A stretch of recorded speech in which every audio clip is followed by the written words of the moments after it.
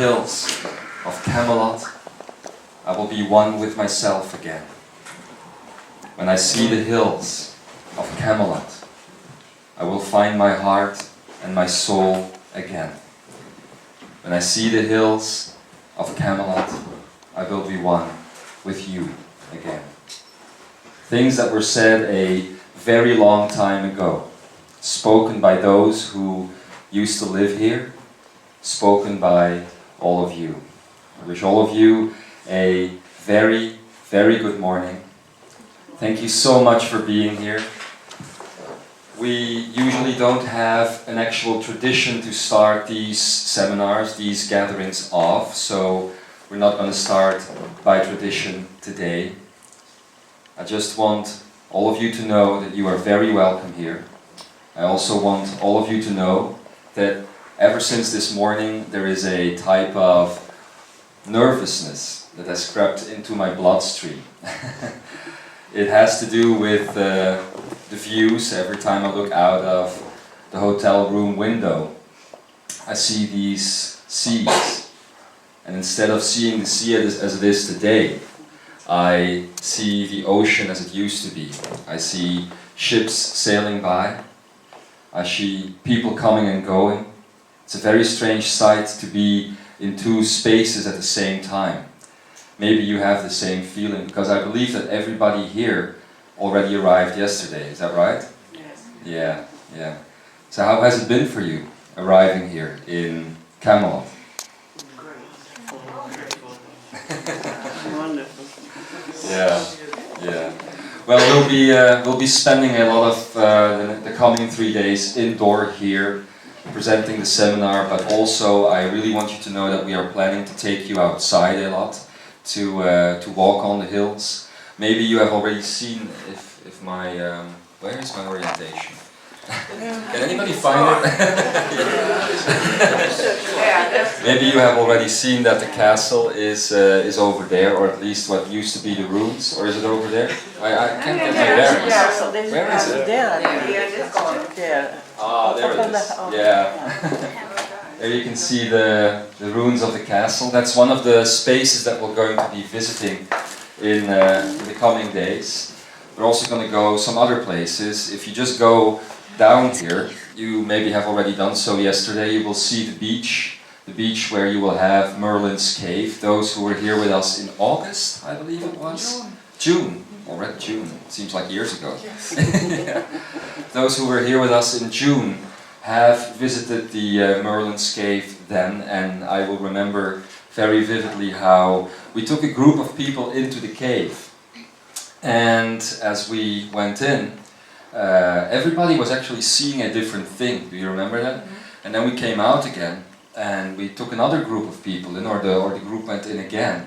And all of a sudden, the sandy part of the floor, that is the floor to Merlin's Cave, had changed. It had become rock. It was a completely different dimension that we were in. The big rock in the middle was gone? Yeah. There was this big rock in the middle of Merlin's Cave. All of a sudden that was gone. So I know that strange things are happening here. You will also feel this probably as the days will continue. So be prepared. Be prepared for everything that you might go through. If you want to run away, do it now. Yeah. Yes. Actually, different from all the seminars that we have done so far, you will notice in the coming days that we will not do many exercises with you.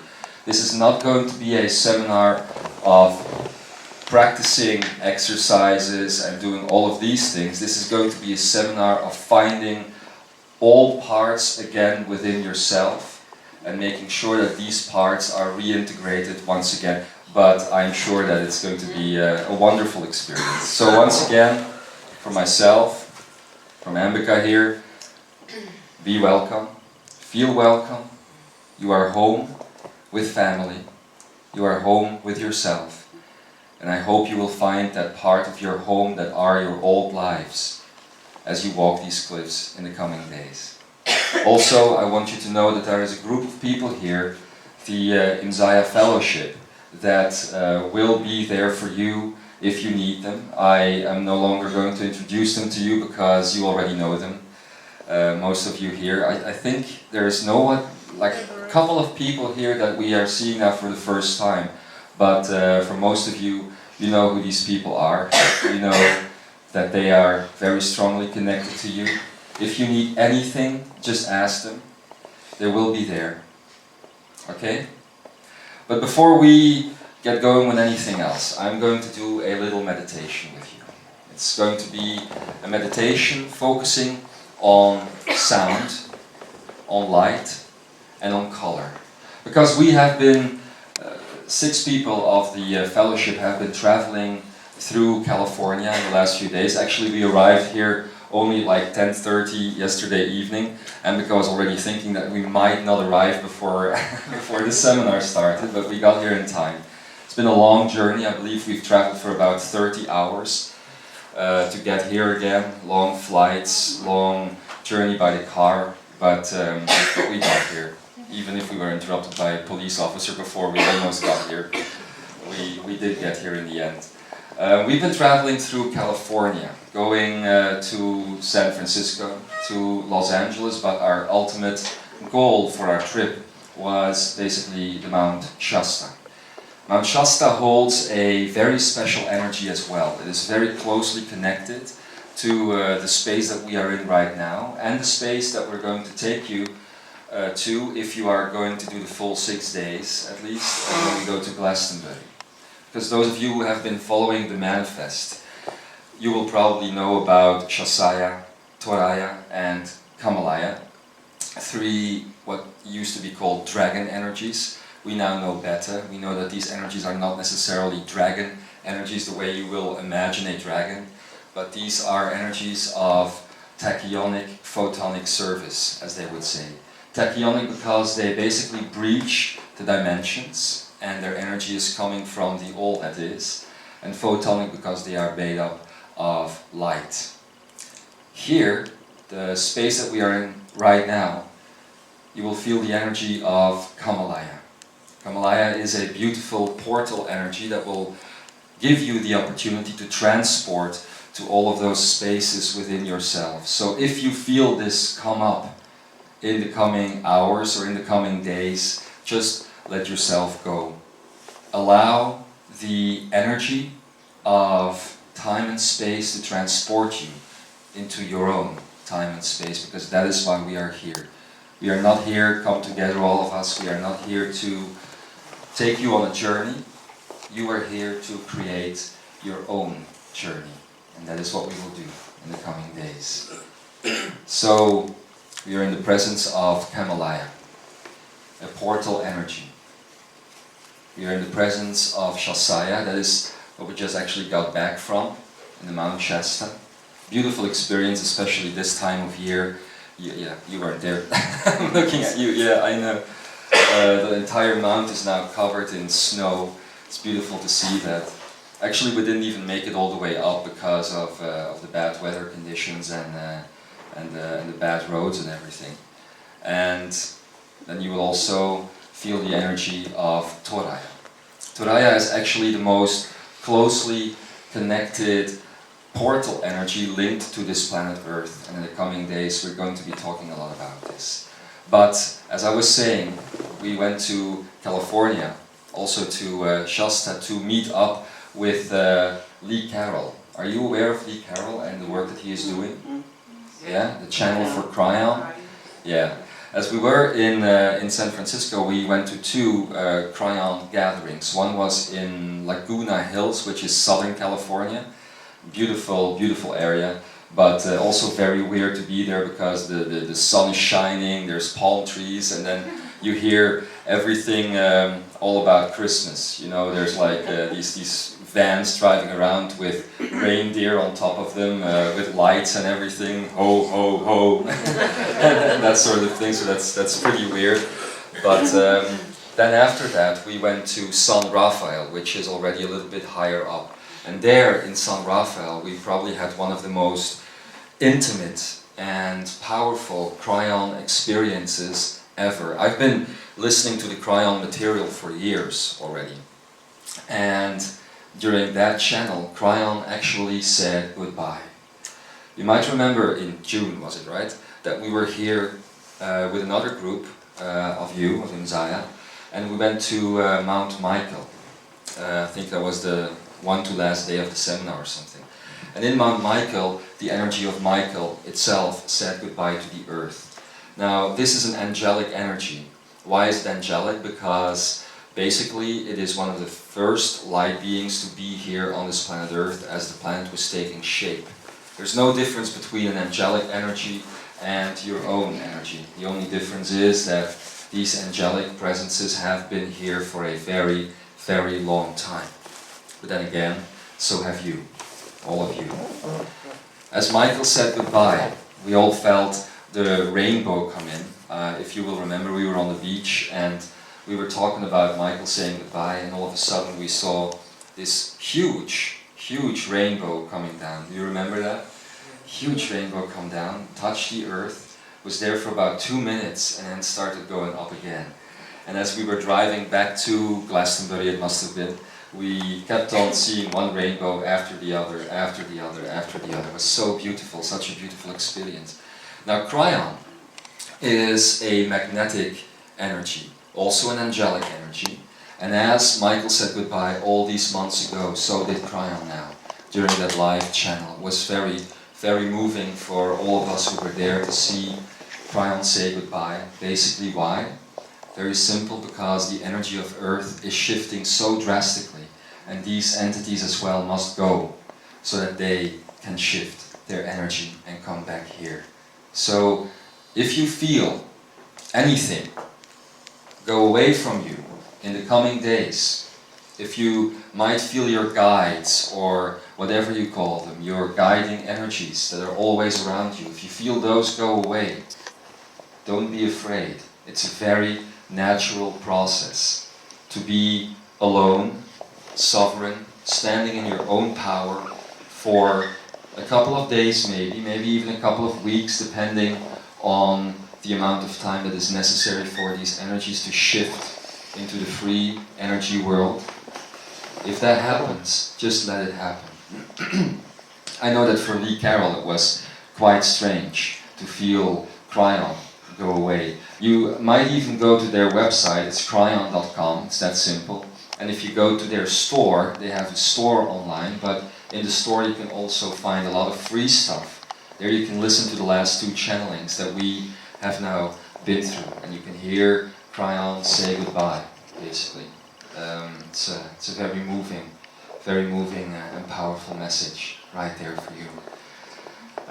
When we were in California, there might be those of you who are wondering, when are the last parts of the Cosmic Manifest going to be added to the website?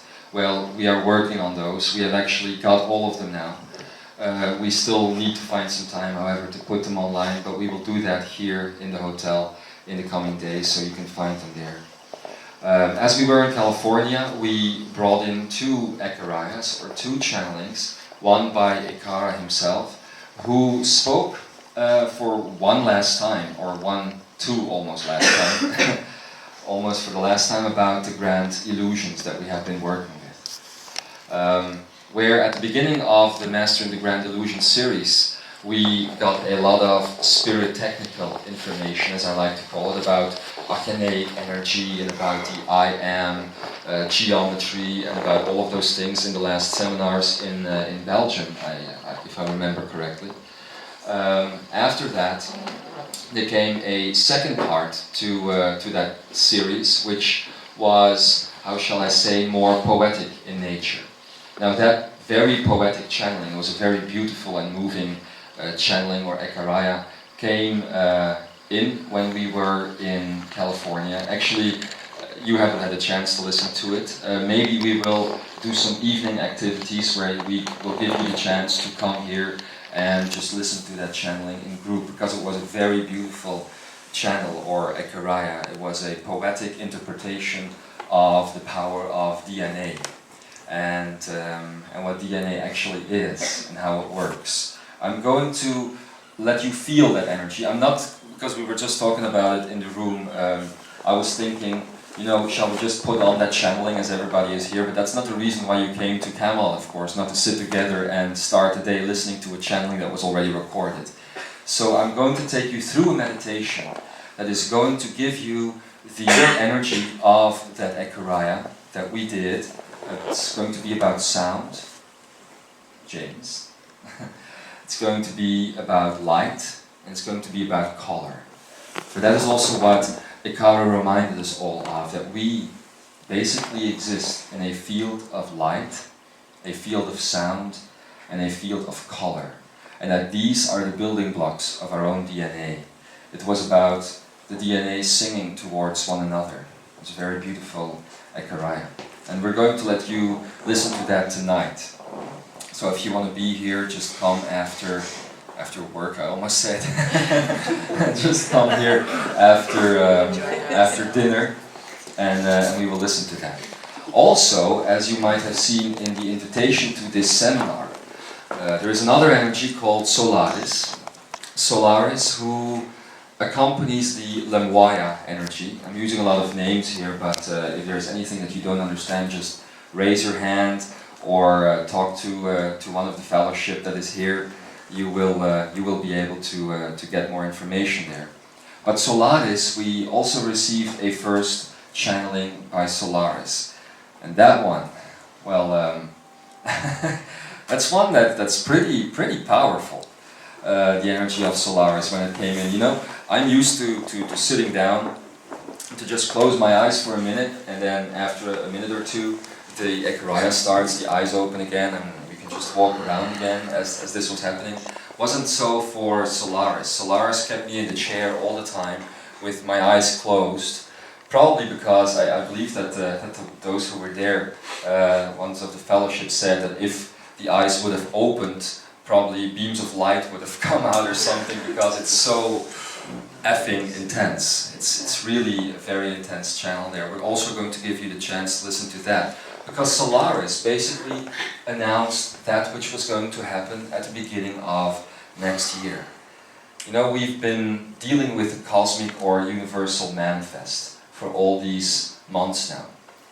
Actually 12 months, because the first channeling came in near Christmas, I believe, of last year.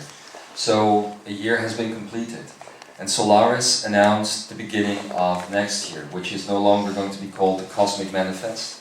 Solaris talked about the Divinity Manifest. Divinity, because this manifest has nothing to do with mastery anymore.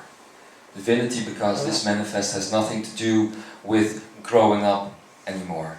Actually, what Solaris said is that they now expect us to be fully grown up and to be ready for that which is to come, which is to find within ourselves again our own divinity.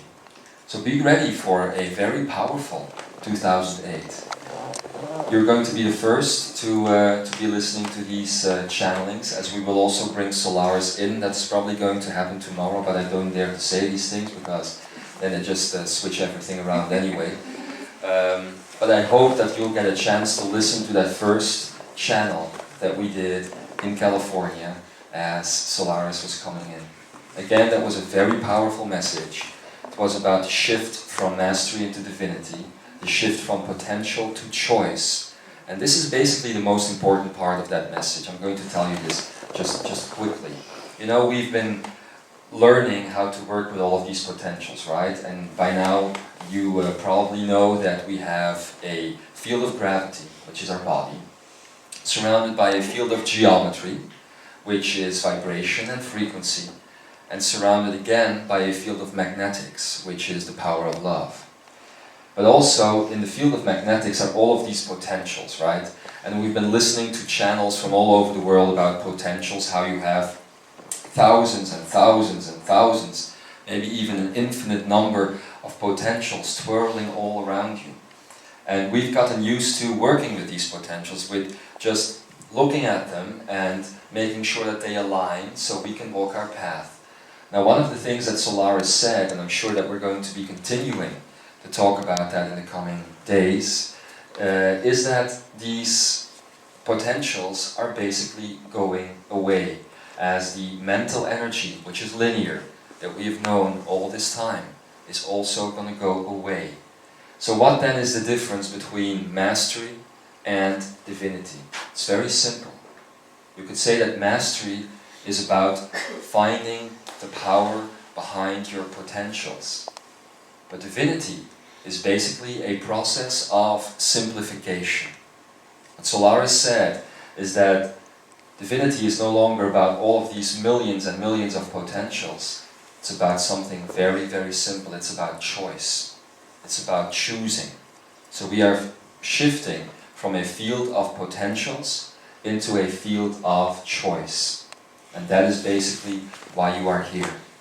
To learn again how to make undefined choices. Not defined choices, but undefined choices. To go back to that simplicity that you had before you came into the body. To find all of these things.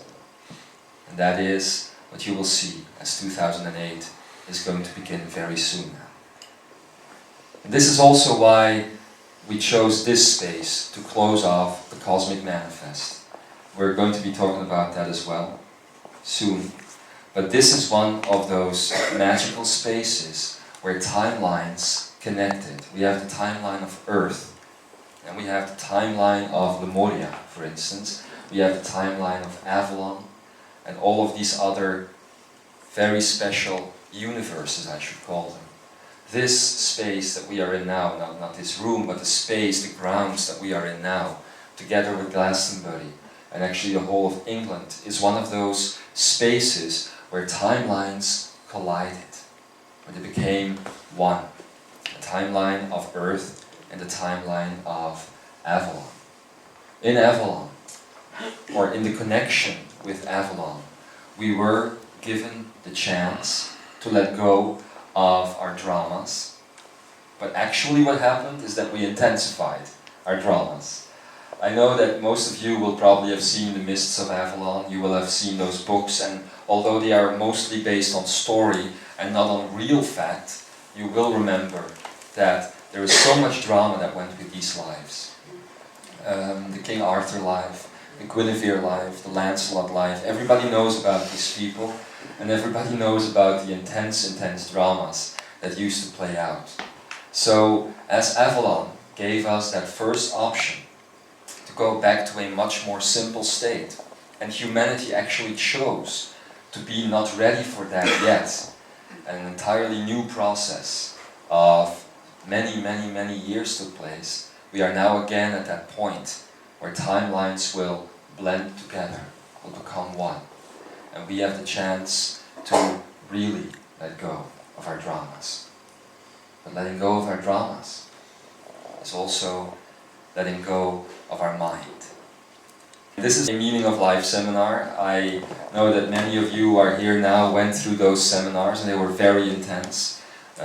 I left, as I said, for California soon after those seminars, but I know of all the phone calls that Ambika has gotten from everybody who went through these Meaning of Life seminars. And I also know that many of you have been working with the power of letting go, the power of letting go of the mind, and stepping into the field of consciousness.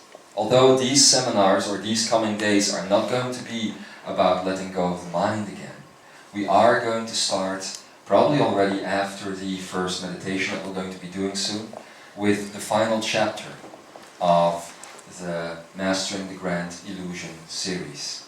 And it's going to be about the mind. But of course, Avalon was also very much mind-oriented still. So I'm very curious to see what is going to come out of all of that. And for the rest, I just want you to enjoy yourselves. We are in a beautiful, beautiful location. Actually, it turned out a little bit differently than we thought, because we thought that this room could actually be closed off. That can't. So you might have other people walk in at some point. Just say hi to them. Yeah. Or I'm going to ask Magdalene over there to stand as a bodyguard so that nobody else. All the people will come in to see you. Oh yeah, that's right. You will just draw the people here. Yeah. But just have some fun. Just enjoy yourself in the coming days. And just so you know, if you were to decide in the end of these 3 days that you still want to go with us to Glastonbury and to do the tour thing, that is also still an option, of course. But have some fun and share a lot of history with each other, because I know that everybody who is here has a lot of history to share, and some of it has been played out right here where we are now. So as I said, it's not going to be about all of these exercises that we normally do, but the exercise for you as you go through these 3 days is to find yourself again, deeper than ever. Find these pieces that you used to experience here and reintegrate them. And this, I can't give you exercises for. It's a very personal process. It's also a process that you're going to be doing as you will connect with one another, as you will look into each other's eyes, and you will see what is there. So enjoy. You want to say a few You words? said everything.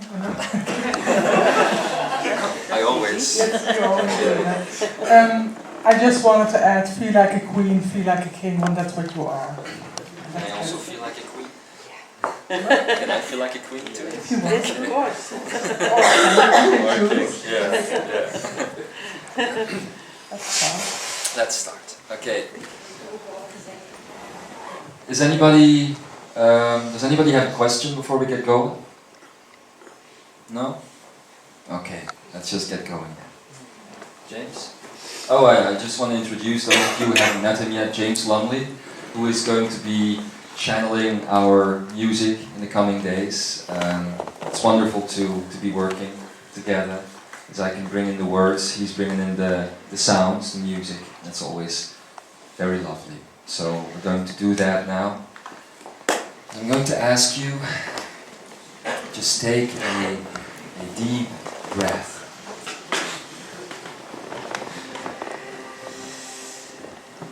Yes, close your eyes. Let's focus on the I am. I am breathing. Just focus on I am breathing. It's that simple.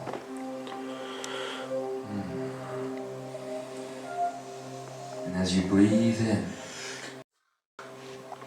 and you take in the power of I, take in everything that is all around you, that is surrounding you, that is who you are.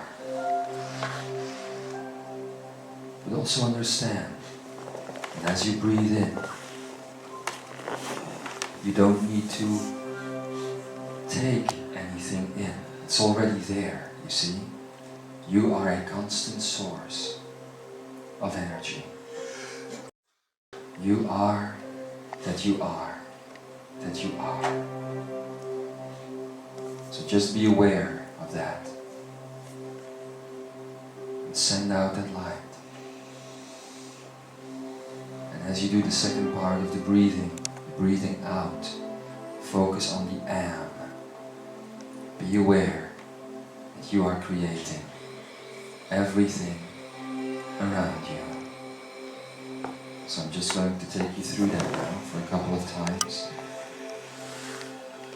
Let's breathe in. I.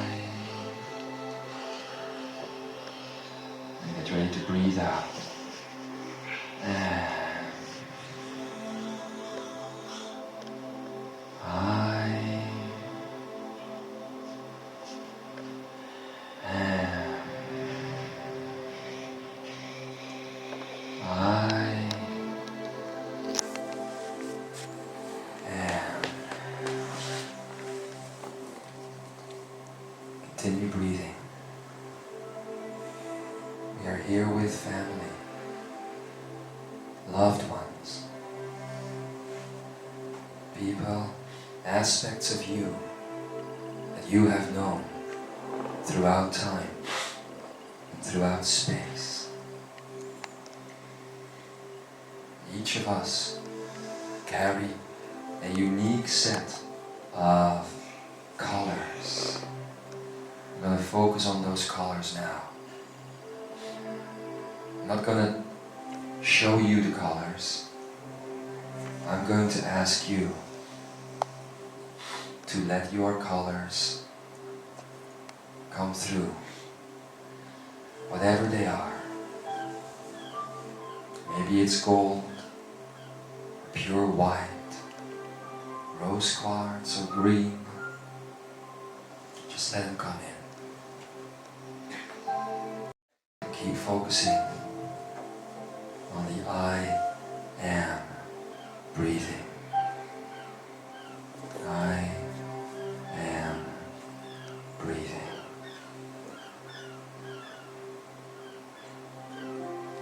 And as you bring your own colors in, whatever they may be, let them flow, connect to all the other colors in the room, all the other hearts in the room. Let them connect to the wood that is all around you. Feel how this wood is glowing, just recognizing you.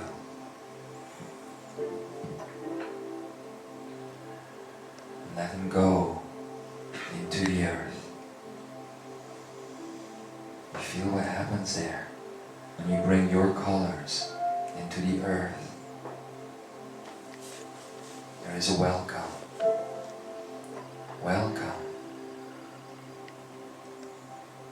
Welcome, says the earth. Welcome back. I remember you. You have walked here before. You have taken these colors with you and spread them throughout the earth, everywhere. Now you are here to bring them back. Life is so simple, really. Wherever you go, wherever you step, you are the master.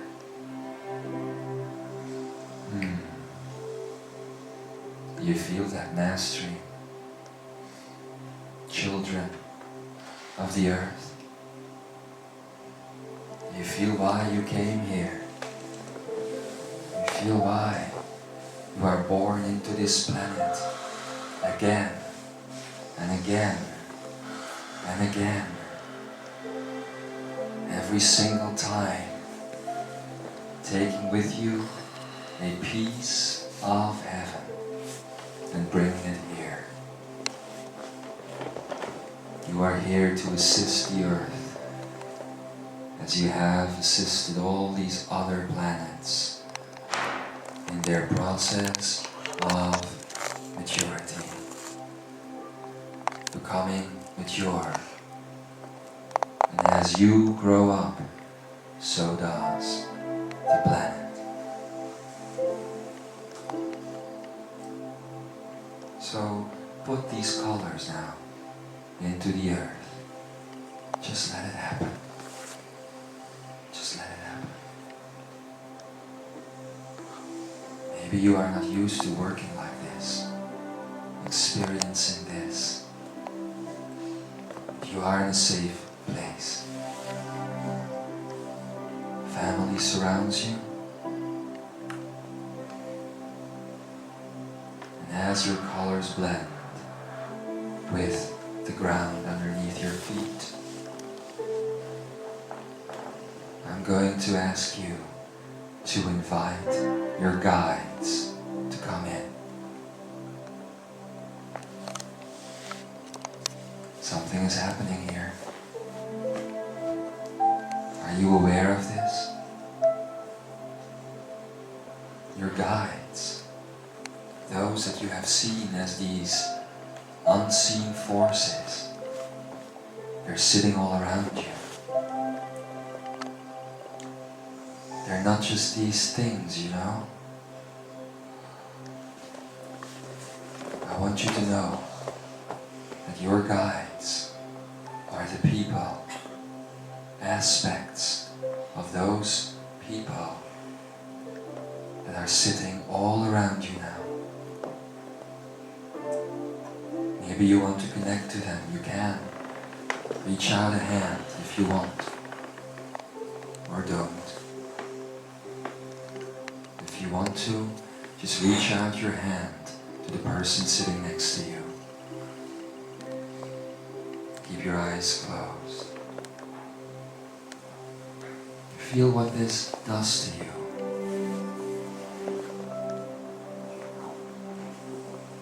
Or just put your hand on the shoulder of the person sitting in front of you. What happens? Do you feel that these are the people that have been guiding you as you walk on the ground of Gaia?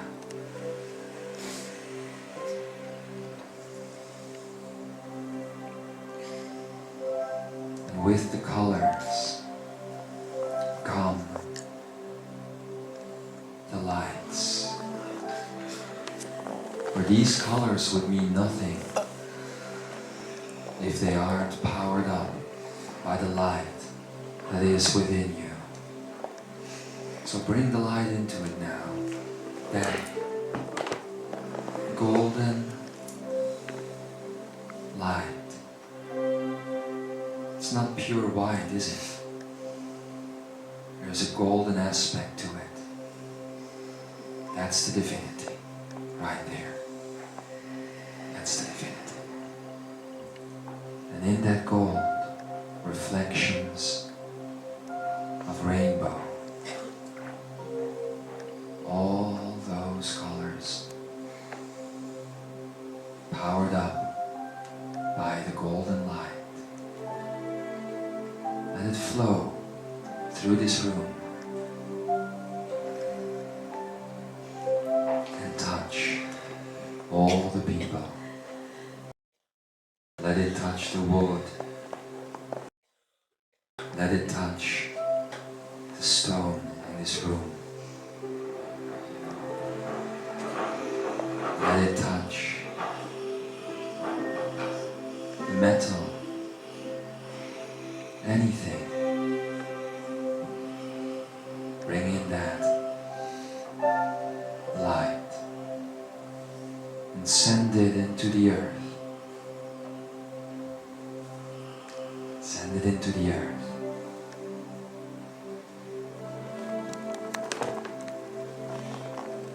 Before we go on to sound,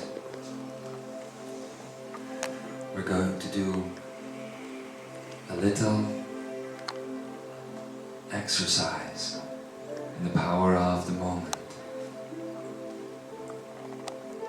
Going to ask you to focus on the fact that as you send things, color, light into the earth,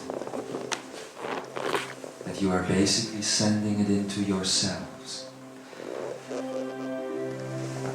For you are the earth. The earth is your extended body, together with this universe and all the universes around it. It's your body. You are the heart of all things. So you have the power to very, very quickly send light all over this planet. All you have to do is send it deep within. You feel the planet in there, in your center.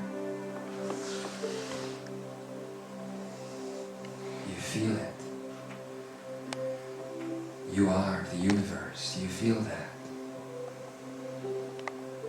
So let's start focusing on our hearts and bring in golden light.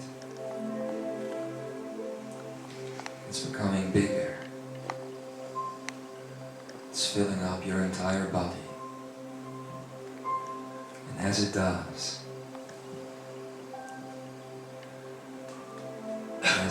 it's filling up the planet. It's touching the trees. It's touching the rocks and the animals and the oceans. Let that happen. A question comes up. A question from Gaia herself. It's a very simple question. 3 words. Are you ready? I am pregnant, says the planet. Pregnant with a new type of consciousness. I am ready to bring forth this consciousness. But I need permission. Will you be that permission? Will you just give that yes deep within? That affirmation. Send that powerful yes into the planet and let her know that you, as a carrier of new consciousness, are ready for her evolution. And feel what happens then.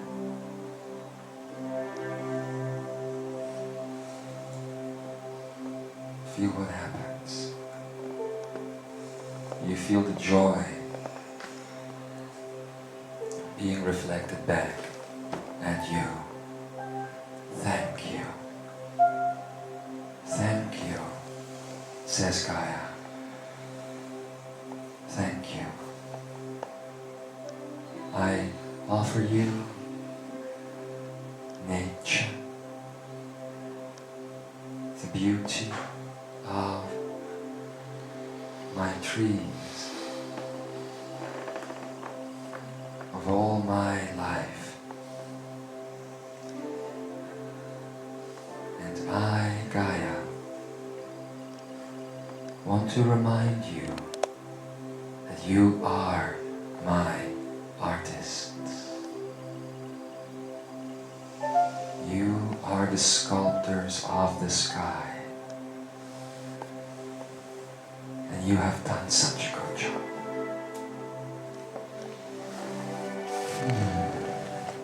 You have created these clouds and all those shades of blue. It's all coming from you.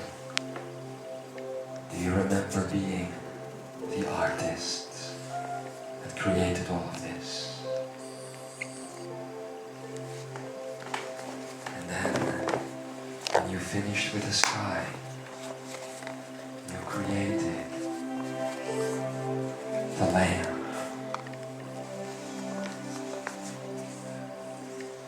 You remember that one favorite space that you have on the planet that you like to go to sometimes. You created that. The cliffs nearby here, you created that. You are the artists. The shapes that are around you, you created them. So how can you be caught in them? Allow the shapes to run free.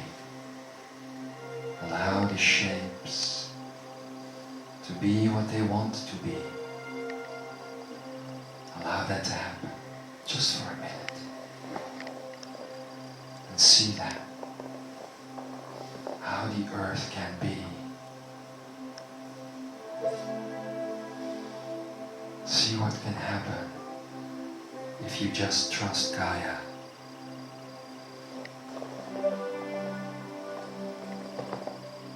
If you trust her to take care of your heart,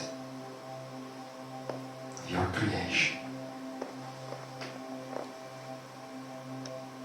As the first angelic beings came to this earth, and you were there as well. You were part of that. The earth was given form. Remember? Form. And form was undefined. Anything could happen to it. Was not stuck. Allow that to happen again. Allow forms. Allow the painting, the sculpture that is this planet, that is this reality, to flow. What happens when you see a tree and it responds to your presence?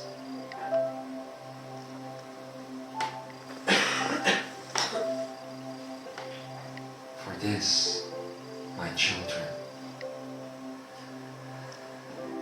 this is the way things are meant to be. You create something, and then you experience that creation, and the creation changes because of your experience. I want to bring you back now, for a minute, to Lemuria, the land of Mu. Just see what happens there when you connect to a tree. What happens there? You see the shapes of the tree changing. Can turn into anything. That is the land that you used to walk in, the land of Mu. And with every footstep, Master, the land was shaped around you. Do you remember talking, communicating, playing, loving the animals? Do you remember a time when animals would not attack you? And as the lion from such a distance away would start running towards you, it wouldn't be to attack you, it would be to hug you, to play with you, to connect to you. And as you connected to that lion, it would show you everything that it had seen. That is the power that still lives inside of you today.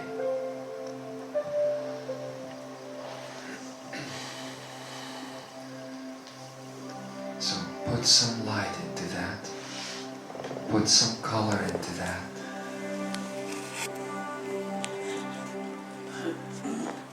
And now we are going to put some sound into that.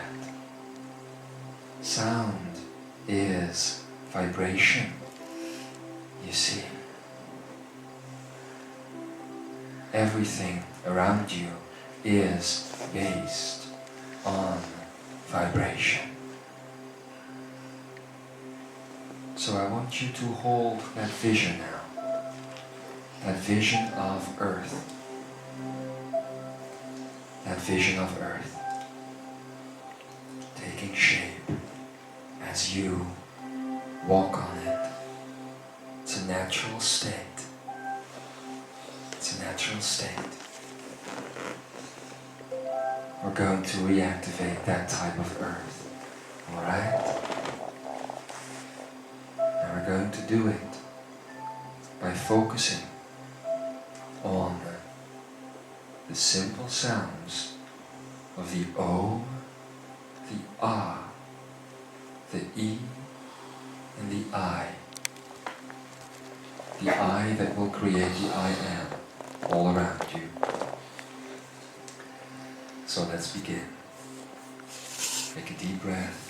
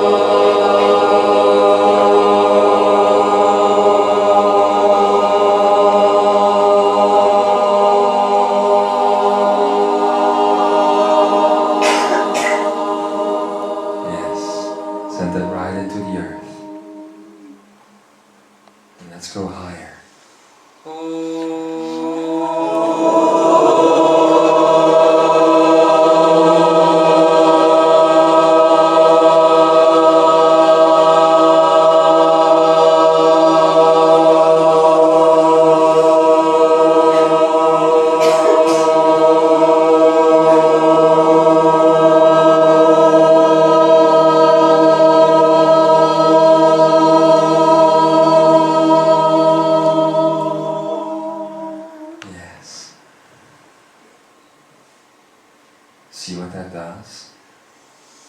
See what happens there. How the earth shifts and changes under that vibration. That's you doing it. It's you doing it. Now we're going to go into the Ah.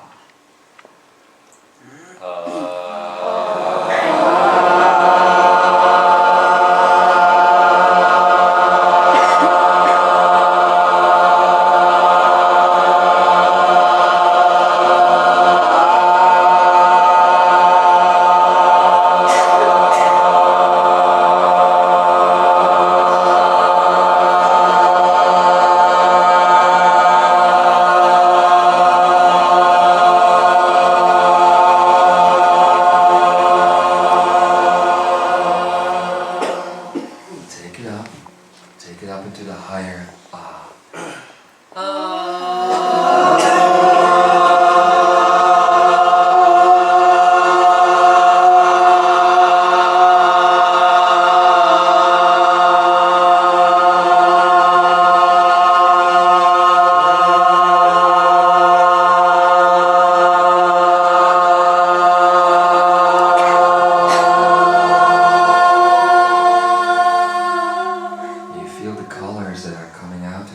As you do this, flowing into the earth and flowing back into you.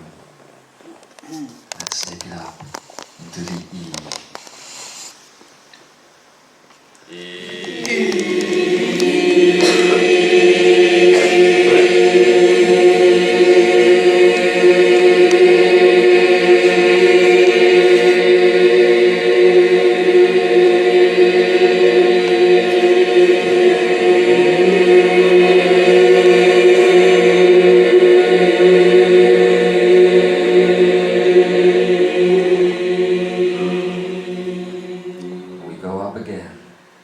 To the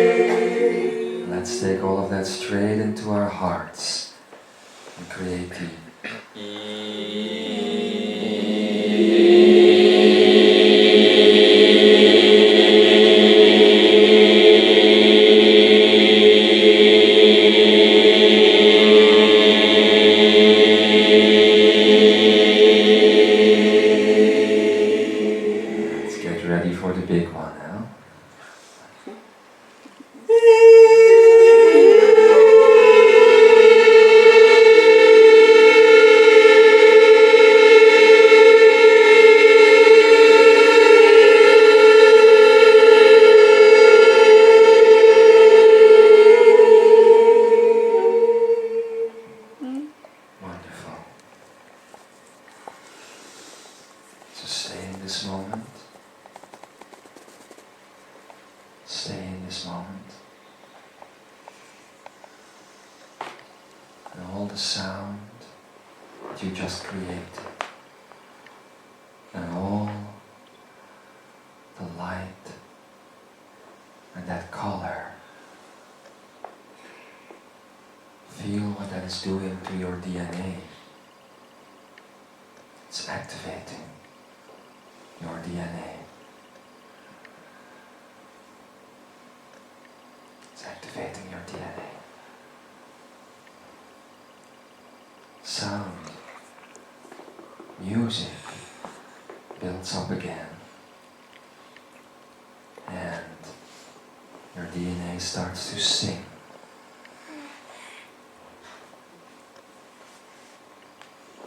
What does that feel like? To understand that your DNA is singing. As it sings, isn't just singing in sounds, it sings color as well. Harmony, light. Let your DNA connect now. And bring in the power of the great central sun.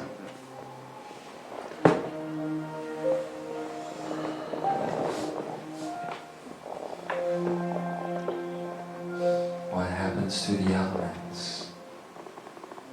Earth, wind, water,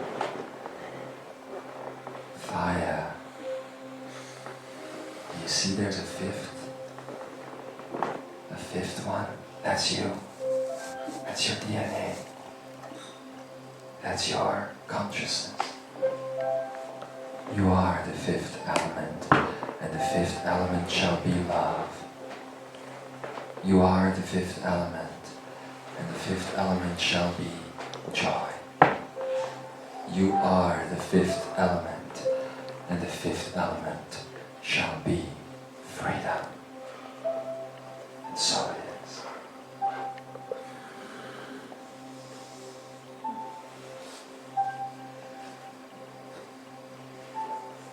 And so it is. Greetings, my beloved. I am Ekara, sovereign servant of free energy, cosmic being, brother and sister to you I am, mother and father to you I am, as you are to me. This is a sweet space that we are in. Oh, I'm not just talking about the land. I'm talking about the heart space that we are in. It is an honor to me, to all of us, to all my brothers and sisters who are here with me right now, those that you would call Adamas, Kutumi, and all these others, Satya, and all these others, to see you sit here on this sweet place, on this beautiful place, and to see that you have chosen now, that you have chosen to change the face of the earth. Oh, I want you to know that I was with Gaia just now, as you, all of you, were giving her permission to activate that consciousness once again, as you were giving her permission to give birth to that fifth element and forever change the face of all that is. It is true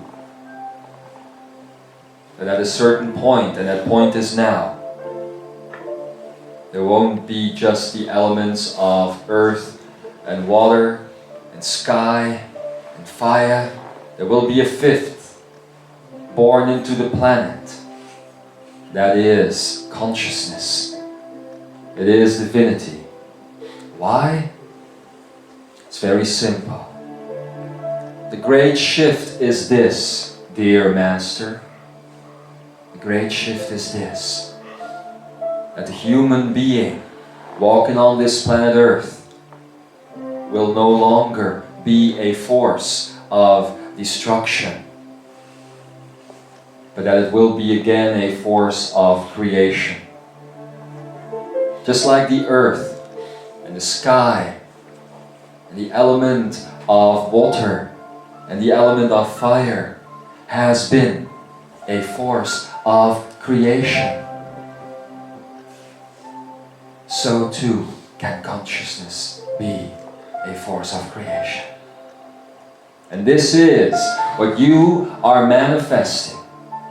This is what you are doing as you are bringing in your heart into the planet. You might think you are just a small group of people. You might think that you are unimportant. You are not. You are more powerful than you think. And your creative ability is infinite. And this now is what is happening. So, Lemuria, are you ready to wake up yet? Are you ready to step out of the dream and step into another? Only this time, the dream won't be a prison. Only this time, the dream will be truth. Universal truth. Universal love and joy and freedom.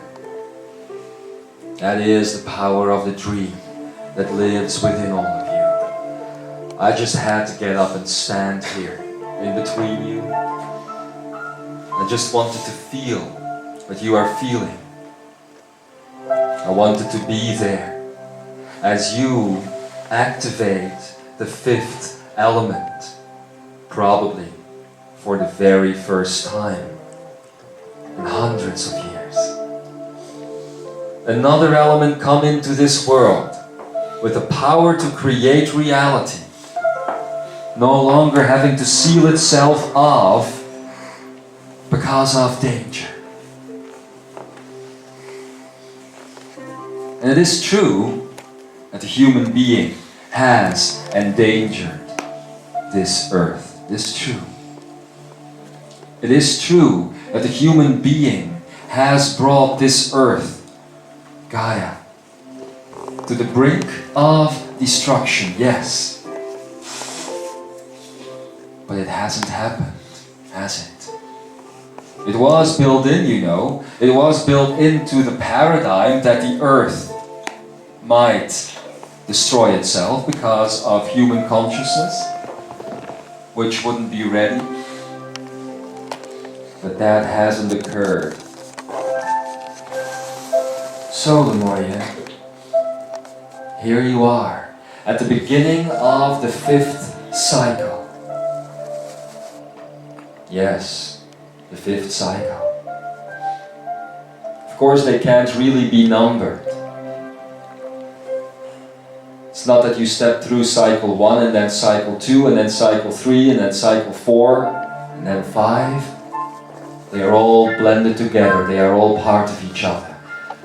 So what are these cycles then? Let me tell you. The first time that the human race, which is angelic in nature, stepped into the planet Earth, it was to create the power of fire. And that is what you carried within you as you walked here, the power of fire. And so it was that the earth was a molten star. And you took your vibration into it. Your fire. And you created the fire of the planet. It took you about 144,000 years. Bless you. Bless all of you. 144,000 years to allow the concept of fire to be here, fully on this star you are sitting on right now, this star that you would call a planet. That was the first cycle, was it not? To be born into this planet, to be a part of it, and to take the notion of fire, which is an element of creation, and to take that into the planet and let it become one of the building blocks. And then the second cycle came. You might think, as you look back into your histories, you might think that you destroyed yourselves at that point, but this isn't true. You had to leave the planet, you see, to let the fire become manifest completely and fully. You left the planet. All of you. All of humanity, which at that point would still be called angelic, would still be called divine. You left the planet. And you came back to start up the second cycle, which would be the bringing in of the element of earth. And so you lowered the vibration of the planet and you created a planet which looks a lot like your moon is looking now. Or like your Mars is looking now. Dry, without any atmosphere, without real life. But it slowed down. It became solid. That is what you did. And this took you another 144,000 years. Oh yes, oh yes. Why 144,000? These numbers have meaning, you see. All numbers have meaning. Numerology is that which you are based upon, and any number that we would speak of right now carries with it a certain tone, sound, carries with it a certain color and light. So a cycle of 144,000 years then would be a 9, would it not? Completion. Beginning with a 1 and ending with the 144,000. New beginnings and a completion. So the second cycle that you went through as you were here on this earth, you brought in the concept of earth itself, which is what you are calling it today, still. This was indeed an important piece of the puzzle to bring in the earth into the earth, which is about grounding. Oh, you all, in your spiritual journeys, you say to one another, it is important that you ground, you have to be grounded. Yes, but being grounded only means being aware of the notion of slowing down, the notion of stillness. That is what you did as you took in to the earth this second cycle, and you brought the element of earth. You slowed down everything. And that is when basically began that which you call linearity. As you took this element of divinity into the planet, Lemuria. As you chose to make this your home, you slowed things down to such an extent that you would create a concept of not only space, which is the element of earth, but also fire, which is the element of time. Maybe you don't understand these things yet completely. How can time be related to fire, to light? You don't need to understand them fully. We have several days together. I will make sure by the time that you leave, you are changed and ready to understand this knowledge. This is Lemurian science, you see. It's not about numbers, for the number is always one. The number is always one. Even when it is a 9, the number is always 1. Any number in Lemurian science will always go back to the 1. The 9 cannot exist when it is separate from the 1. For within the 9 there is the 1, you see. So as you came to the earth, first to create the first cycle, which would be fire, and then to create the second cycle, which would be earth, you slow down everything. And I'm asking you now to experience this again. Not just to listen to the words, but to really have the experience. To really energize this within you again. You have the ability, you know. You can do this, you know. Lemuria, Atlantean, Avalonian. You can do this. And after these 144,000 years would once again be over, again humanity chose to leave. And you don't even know the societies that came and went in these grand cycles of existence. How can I, Ekara, tell you about a civilization that was based, that was here when the earth was not yet solid? How can I tell you of these things? How can I make you aware of them again? Has to happen to your dreams, don't it? So you will dream of these things. I know that many of you have a tendency to fall asleep anyway as I am talking, so you might as well dream about something that is interesting.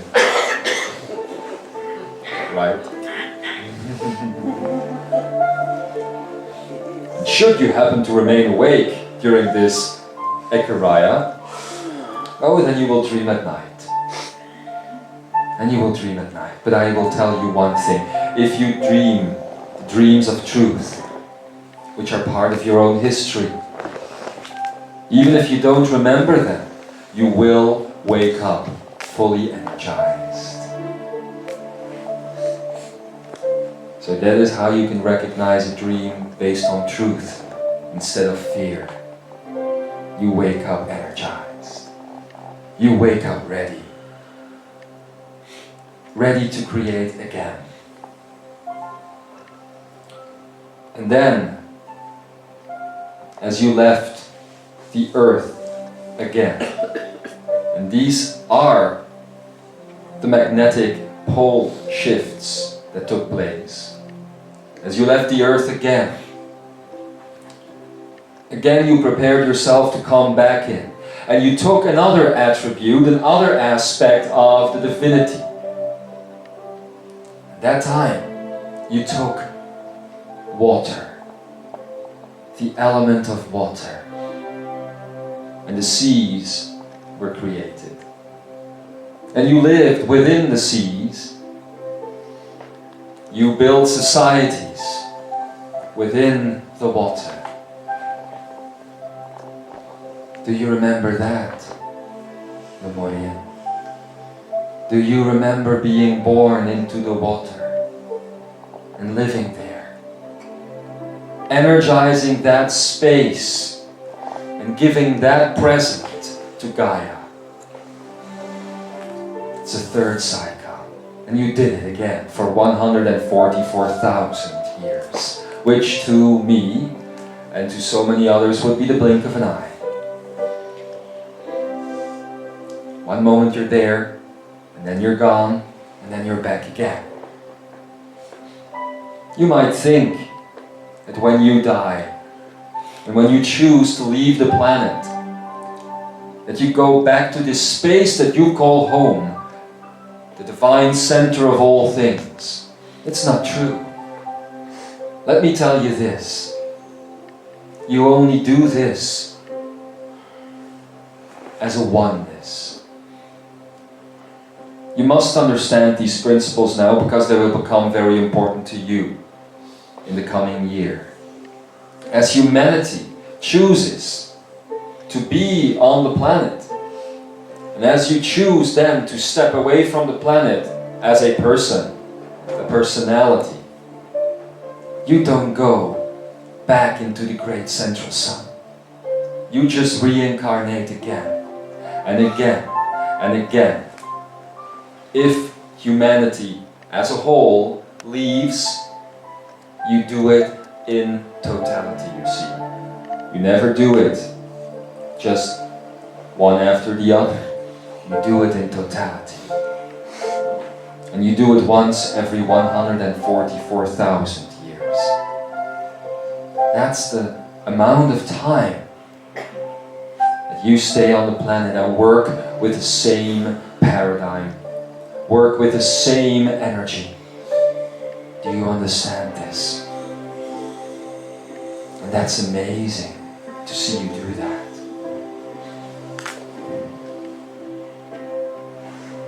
Then, after you had fully energized the water and you left the planet, you left Gaia to settle down once again, you went back and took another element.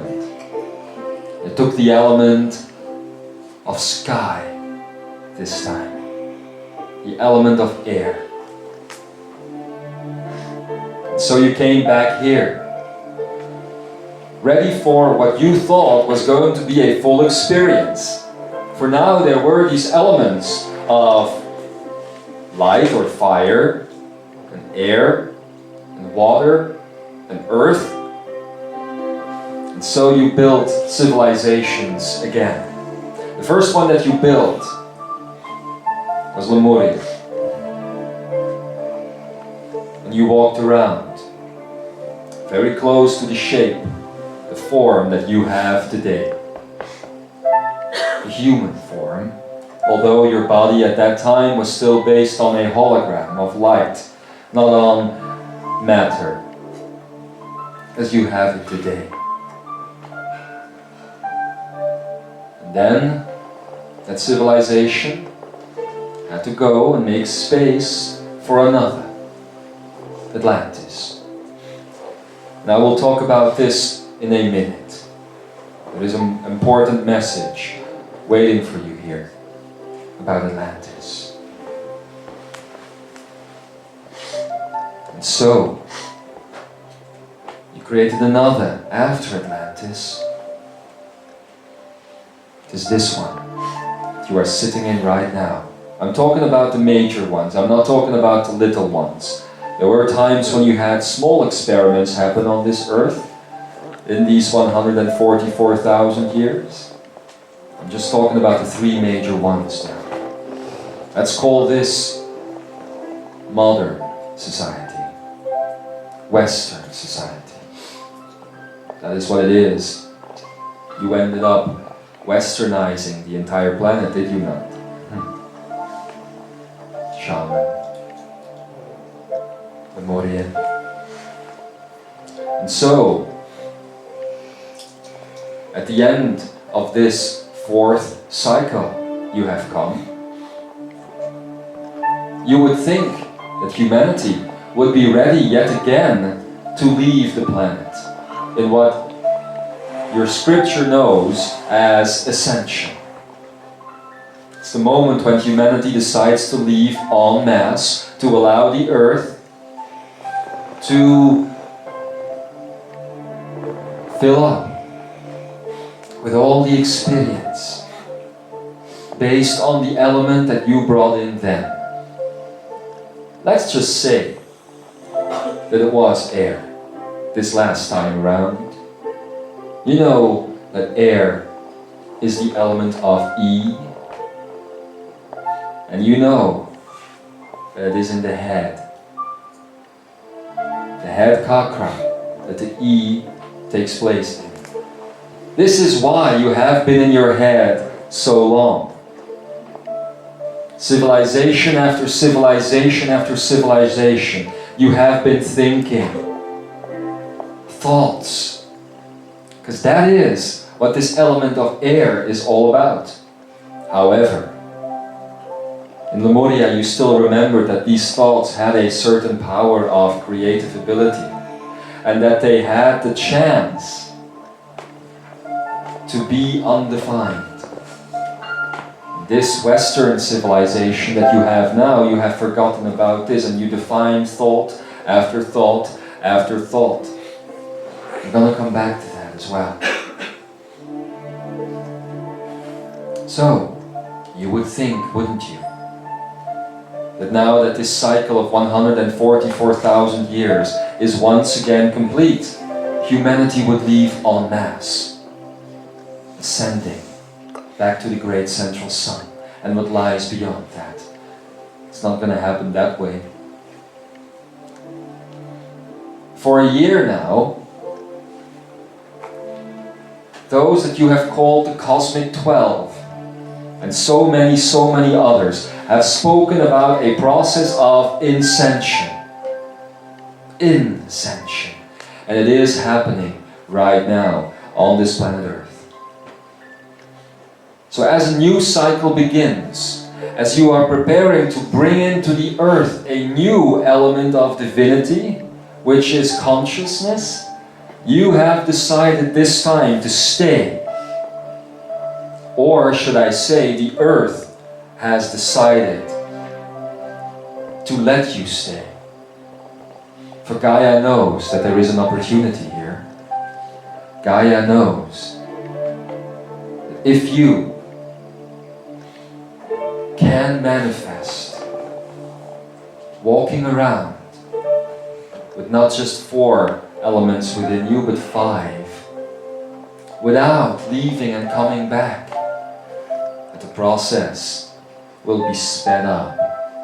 And I'm telling you that this 5th cycle does not need to take 144,000 years. That is ascension. You know how long it needs to take? 1 moment, 1 heartbeat, 1 breath. This entire 5th cycle is based on 1 breath. I am breathing. That is why it is becoming so important to breathe. That is why it is becoming so important to just be here now. That is why you are getting back so much information. So much that you have known before. 1 moment to activate, not just mastery, but to activate divinity. And you will have time in the course of 2008 to find that moment.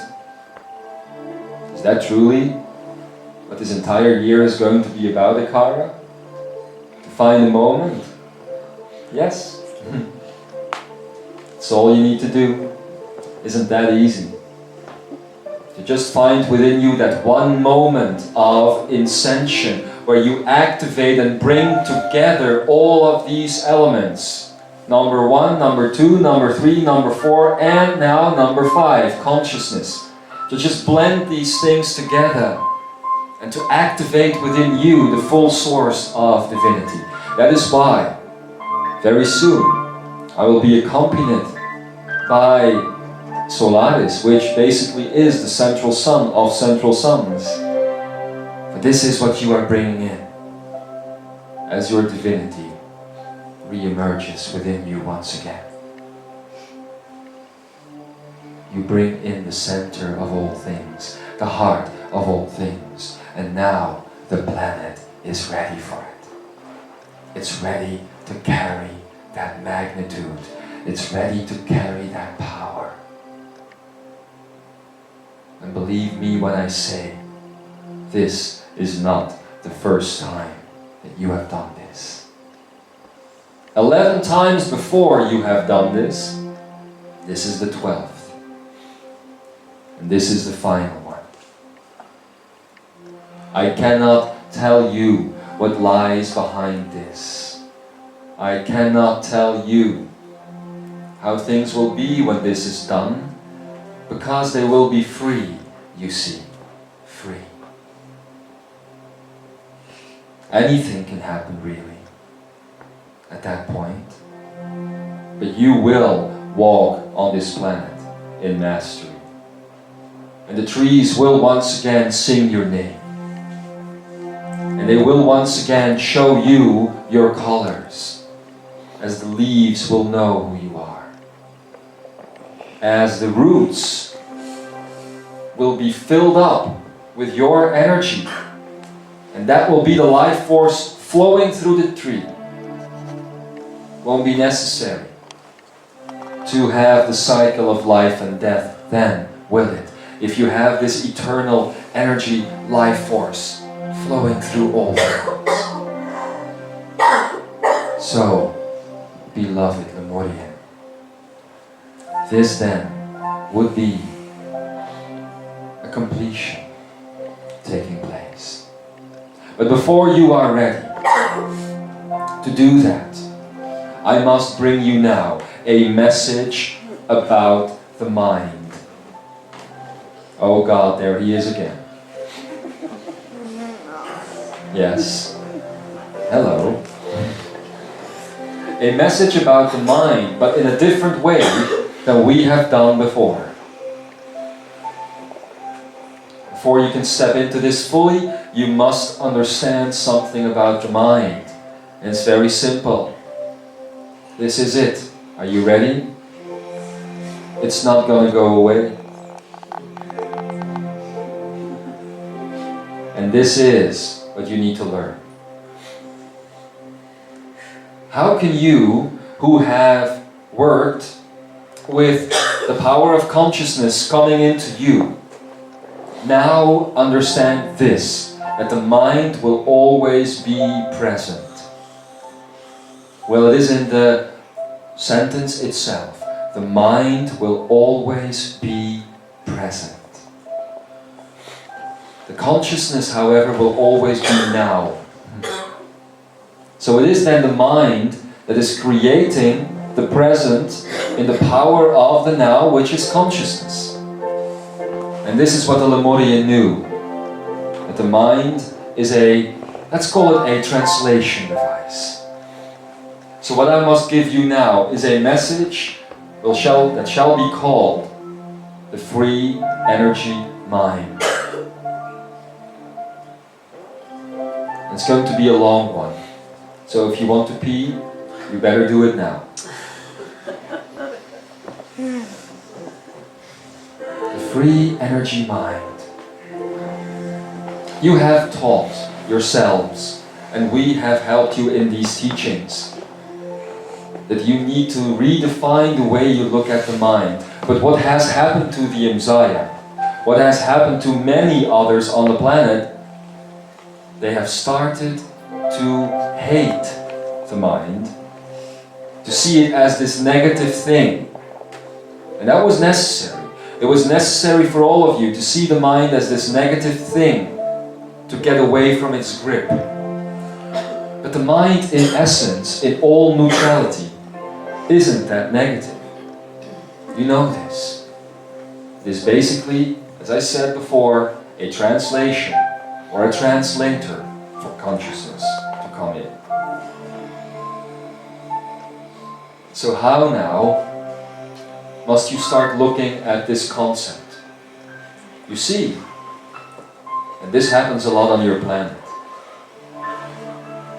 If somebody will hate you, you will hate them right back, if you are in a state of mind.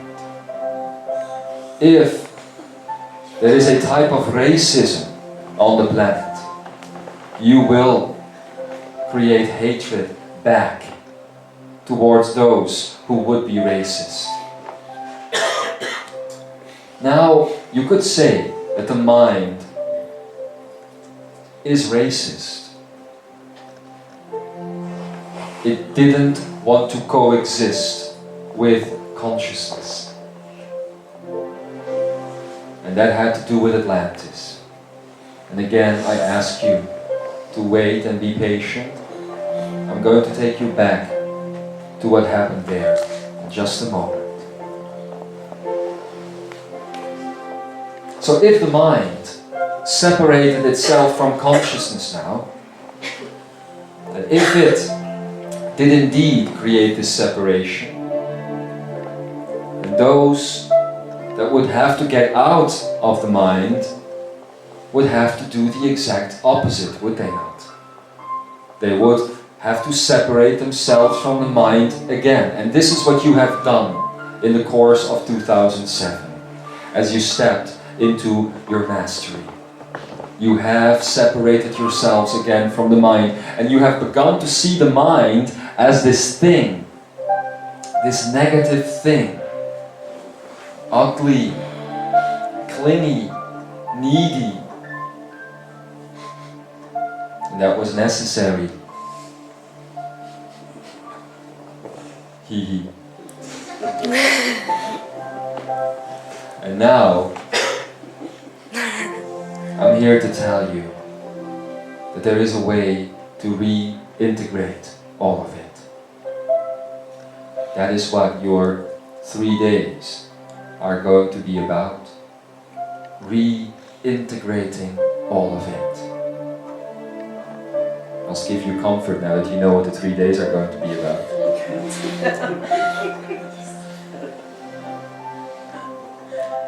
How do you do this then? How do you finally manage to blend all of it back together? Well, let's talk about the mind. And let's talk about how the mind came to be the way it is today. I'm going to have to take you back to the days of Atlantis. I'm not going to give you dates. Dates are not important in this case. I could say that Lemuria was founded over 50,000 years ago. Oh, wonderful news. What does it mean? It means nothing. It's in the past. That it was there, that is what is important. And near the end of Lemuria, talking now about the last 10,000 years of Lemuria, another continent came into existence, or let's say another way of life came to this planet. It was a way where things were no longer seen as coming from within you, but things were seen as coming from without, the outside of you coming back into you. This thought created Atlantis.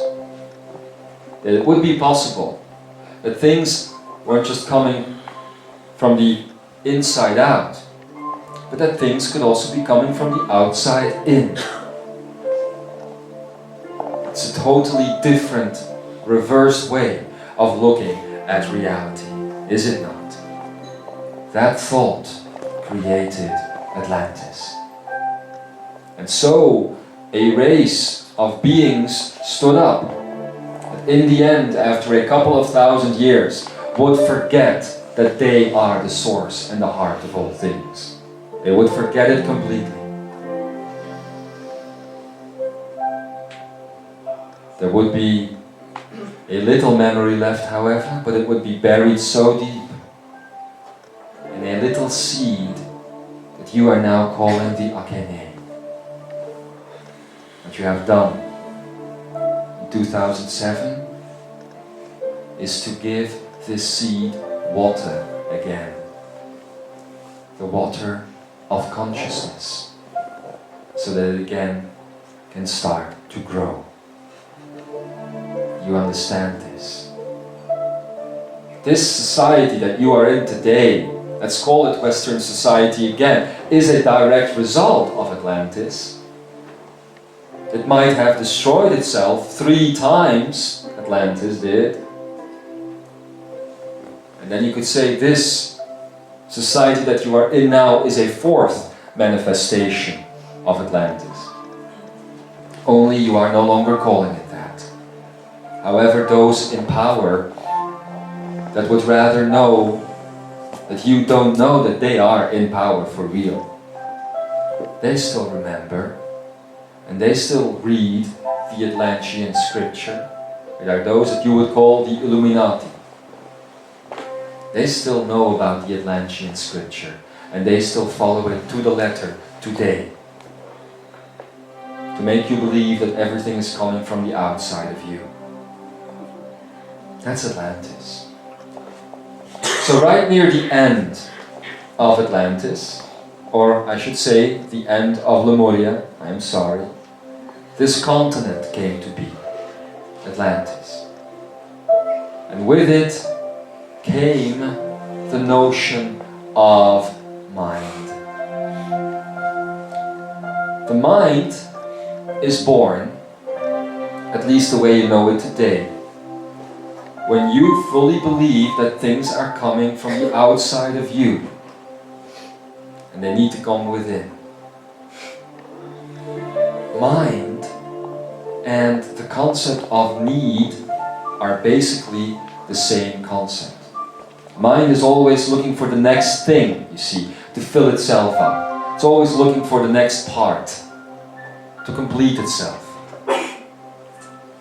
That's an Atlantean concept right there. But actually, this doesn't have to be negative. It doesn't have to be that it is a bad thing to look for another aspect of creation. What happened then? In Atlantis, after many thousands of years, when Lemuria was already long gone, a new concept was born, ascension. For the knowledge was coming back, the knowledge that I have just given you about the 5 cycles, about the elements and how they were born into the earth. That knowledge is what in the end would bring down Atlantis. When that knowledge came back into the earth, the Atlantean had one great desire: to go back to the great central sun.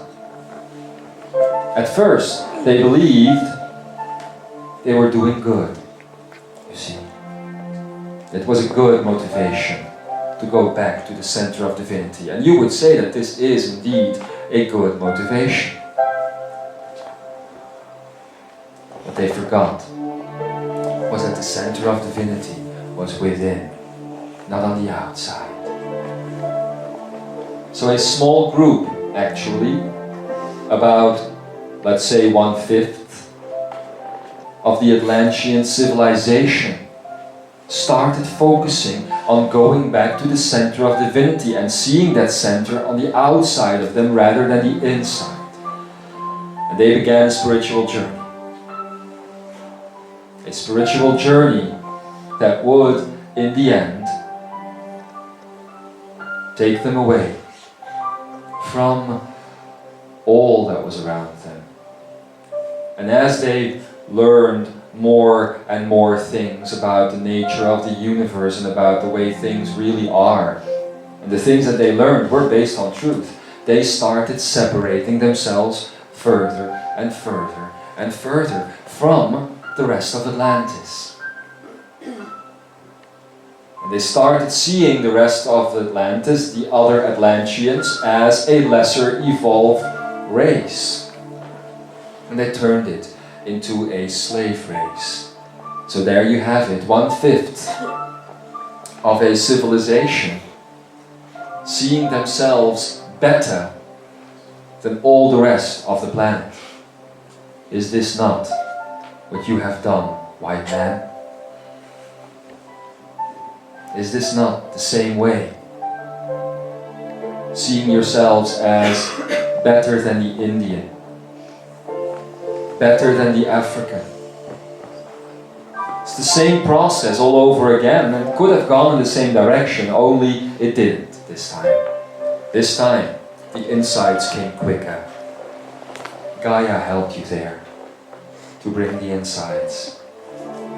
And the memory of the planet still knows what happened back then in Atlantis, so that it wouldn't happen again. But the process is similar. Racism.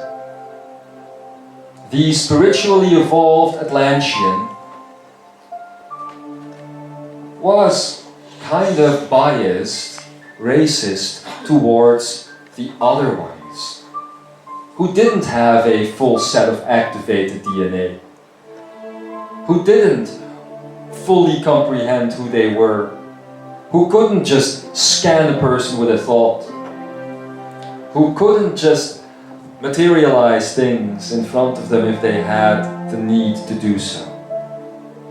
So they saw themselves as better. At a certain point, this group of about 1/5 of the entire continent of Atlantis found the way to ascend. The way out, they used to call it.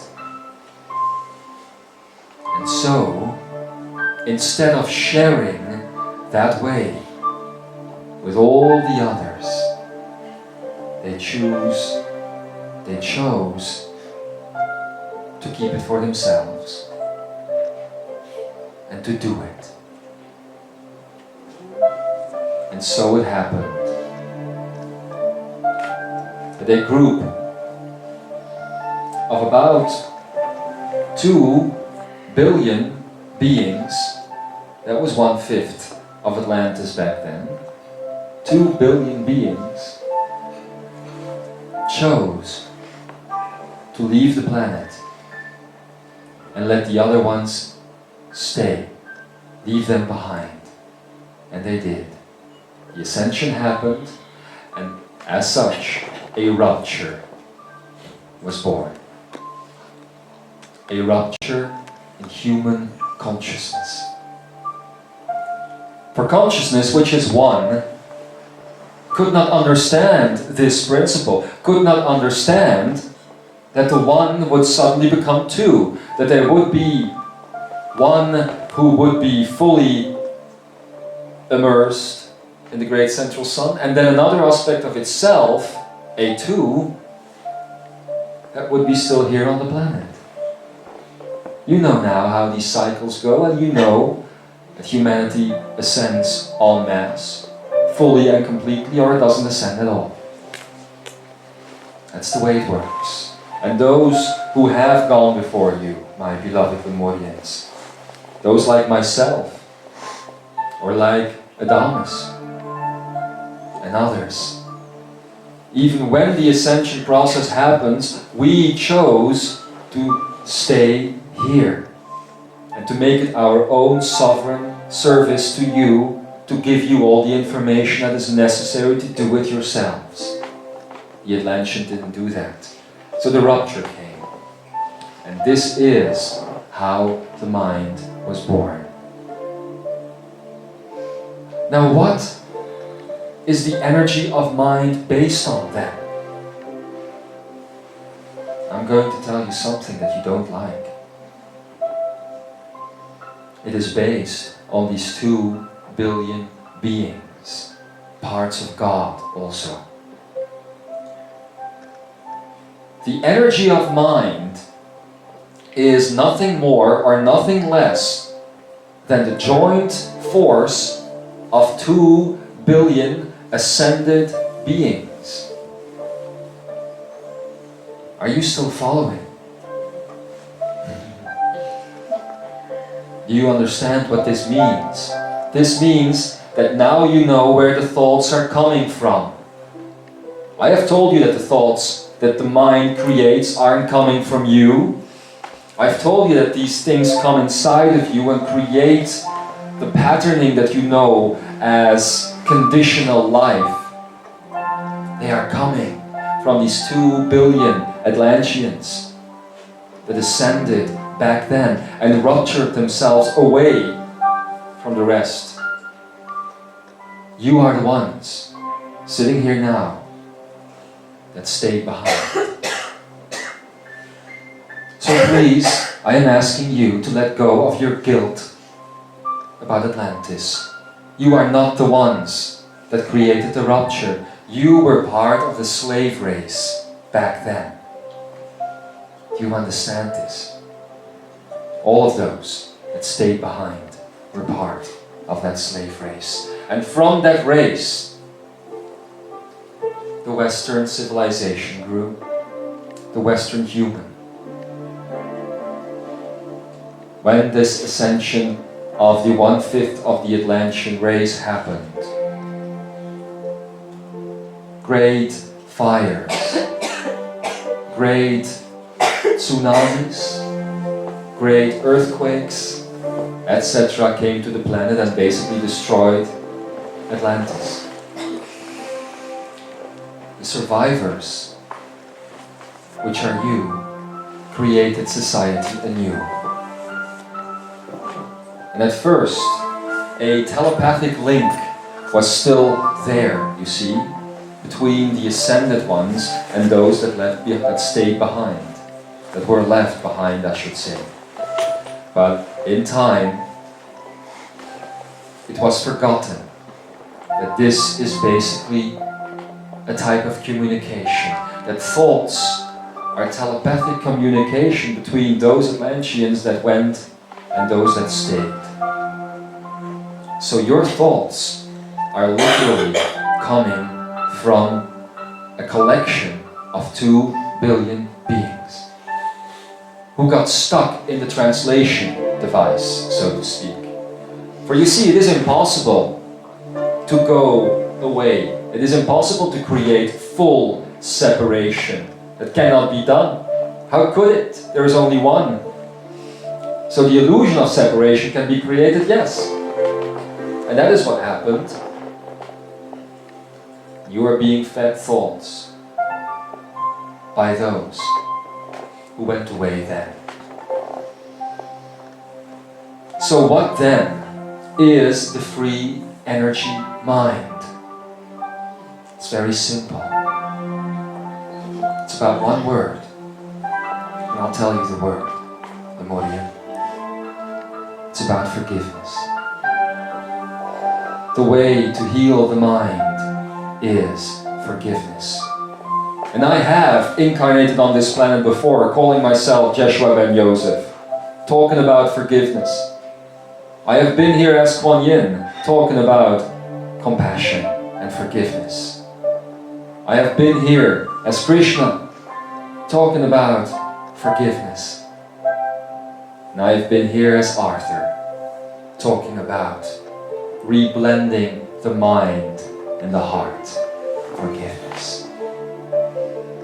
And so many others have been here telling you that the only way out of this is forgiveness. It begins with forgiving the other, but in the end it will go into forgiving the mind for what it has created. You understand this? If you can find this type of forgiveness, then you have found the moment that will blend all of the elements together and that will lead you into divinity. Ascension is about bringing it all back together, you see.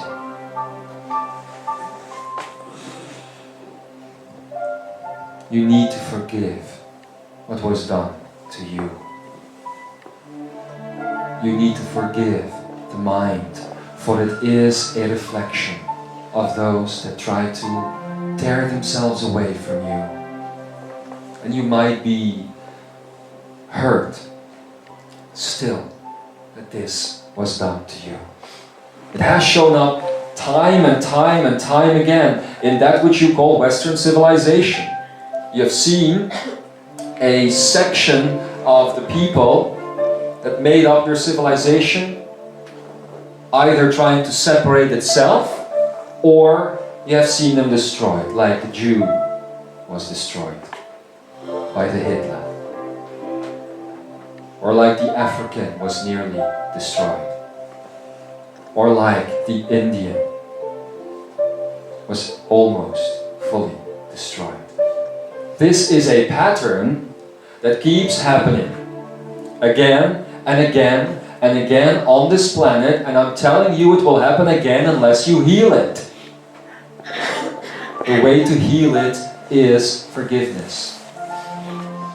So then, you need the last step to find your mastery. I have given it to you.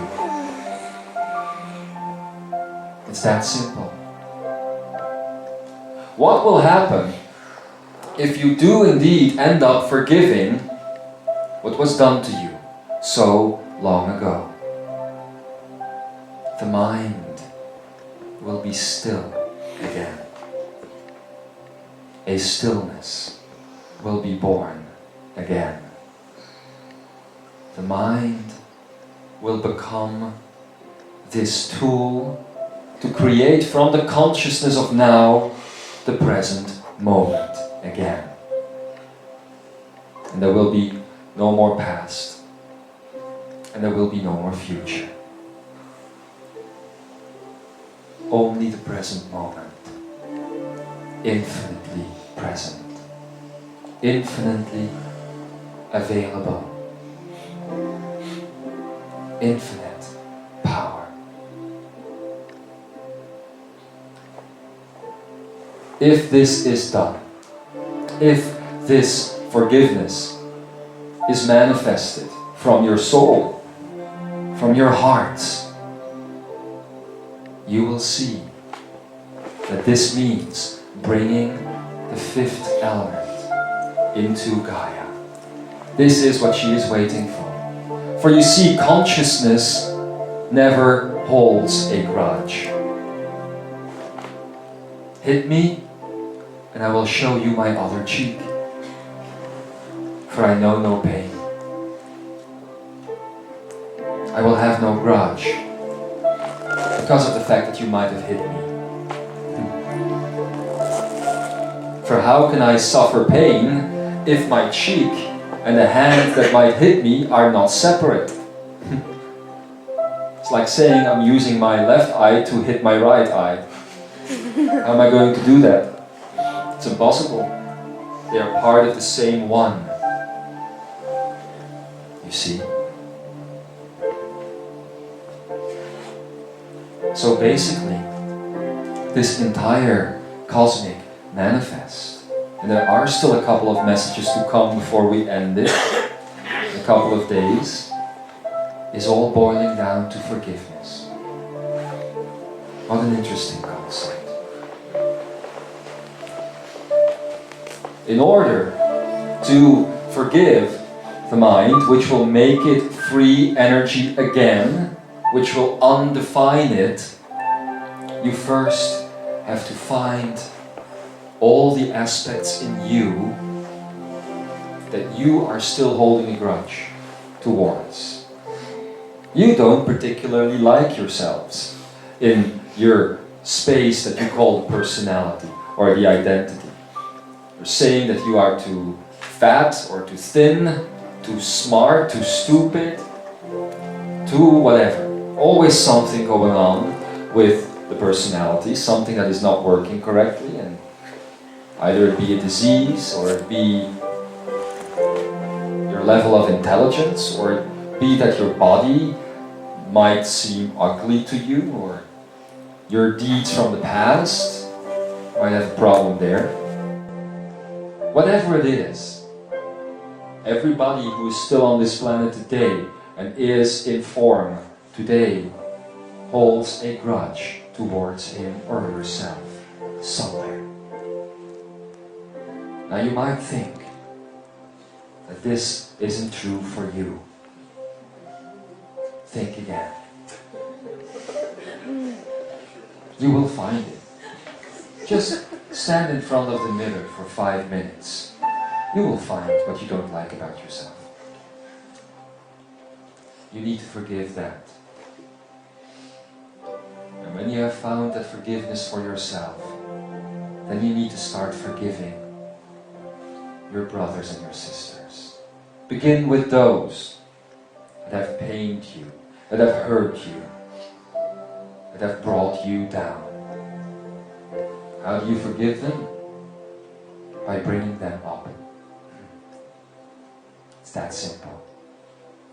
If somebody has brought you down, or tries to bring you down, all you have to do to make it go away is bring them up. Instead of judging them. Instead of separating yourselves from them. Bring them up. Give them love. Love them. Love your neighbor like yourself. I like to quote me. It's that simple. Love the one that would hurt you like yourself. But in order to do that, you first have to love yourself. So first you have to forgive yourself. Then you forgive the other. And then you forgive the past. That's the way to find that piece of Atlantis back within yourself. First you forgive you. Then you forgive what is around you. And then you forgive what was done to you as a whole. Now you might think that it will require all of humanity to do this. Think again. It just requires 144 in 12 different dimensions, which then creates the 144,000. I know it seems illogical, these numbers, but they are not. Not if you are thinking in infinity. You will see the result that this has. And as you know, there are way more than 144,000 doing this on the planet right now. As this message is being presented to you, and it will flow to all of these others that will be listening or reading it at a later time, it is also being presented by others on this planet and towards others, not just by me. Right now, Adamus is in Peru somewhere, giving the exact same message. Right now, Kutumi is speaking through a guru somewhere in India who doesn't even know the concept of channeling, and he's saying the exact same thing. Right now, the president of your free world, Bush, is looking at a cat.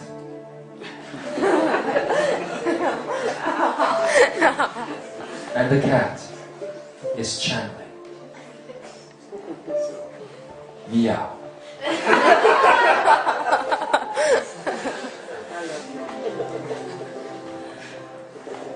But in that meow, there's a lot of love. And I'll tell you this, dear human, dear Lemurian. He doesn't understand what is happening to him right now, but he feels the power of forgiveness from a cat. Do you know what this will do to him? I am going to tell you this. All meetings, the rest of the day, for Mr. Bush are going to be cancelled. Because he's going to cry about a cat. And I'm not laughing. I'm loving. I'm loving the fact that a cat would have this effect on a person. And on so many other places in this world, so many other things are happening right now. Channelings, people finding what I'm saying right now within themselves all of a sudden. And you know who gave permission for it? Those that sit in the chair here. Those that took the time to give the earth permission for a next step in her evolutionary process. They're sitting here in front of me. They're listening to me. They're reading these words. And they're sitting in other places on this earth. You know how many they are? 1,444,144. That is the exact number of people on this planet right now who are experiencing this. And in that, there is beauty. In that, there is simplicity. What will happen now with the mind as it is becoming ready to be still again? You know what stillness is, don't you? It is going beyond vibration. Now I have told you, and others have told you before me, that the mind is limited in such a way that it only works with 12 frequencies instead of 144, and that each one of these frequencies exists within one vibration of you. You carry 12 vibrations. What is happening is that as you begin to forgive the mind, you allow it again to be part of your full being.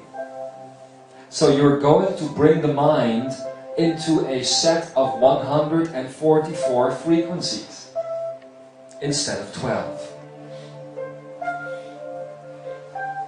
And that, my dear Lemurian, is the only difference between mental capacity and consciousness.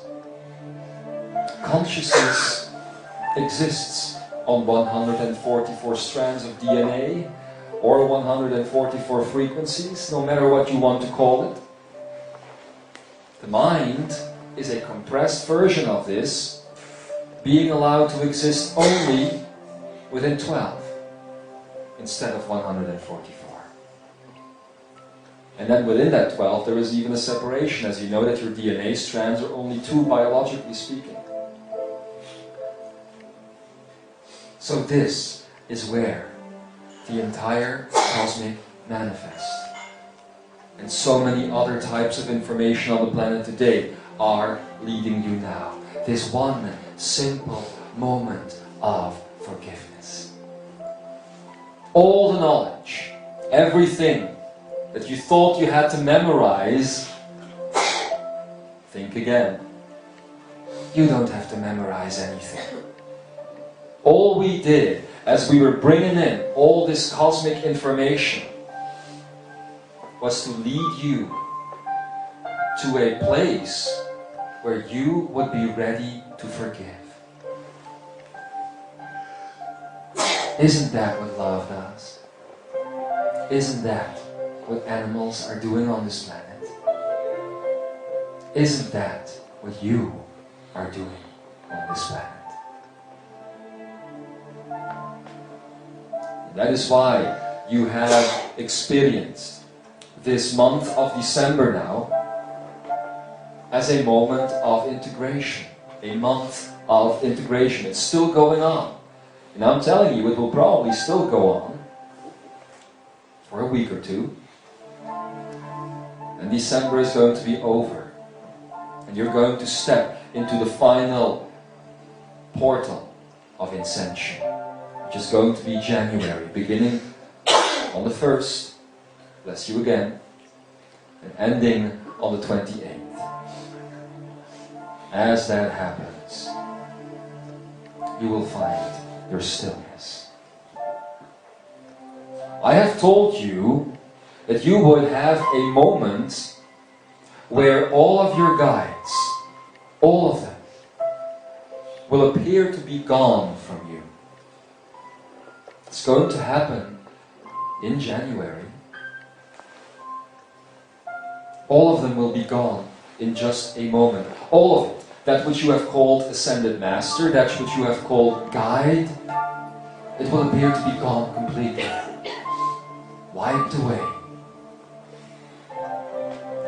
And you will feel a moment of aloneness. As I have told you in my previous message, which some of you still have to hear, most of you still have to hear, that moment that we are going to withdraw ourselves from you, that moment is what will allow you to look at yourselves fully in the I Am presence for the very first time. It will appear as just a blink of an eye moment. To us it will feel like an eternity. To you it might feel like looking a cat in the eye and feeling forgiveness. Of course, it is not the cat that is forgiving the president.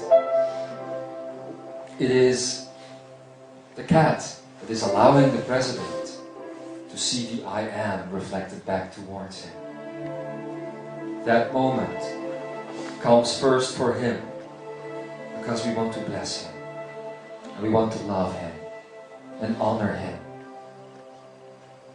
It's the same higher self that has played other roles in your world that you would know by names such as Hitler and so many others.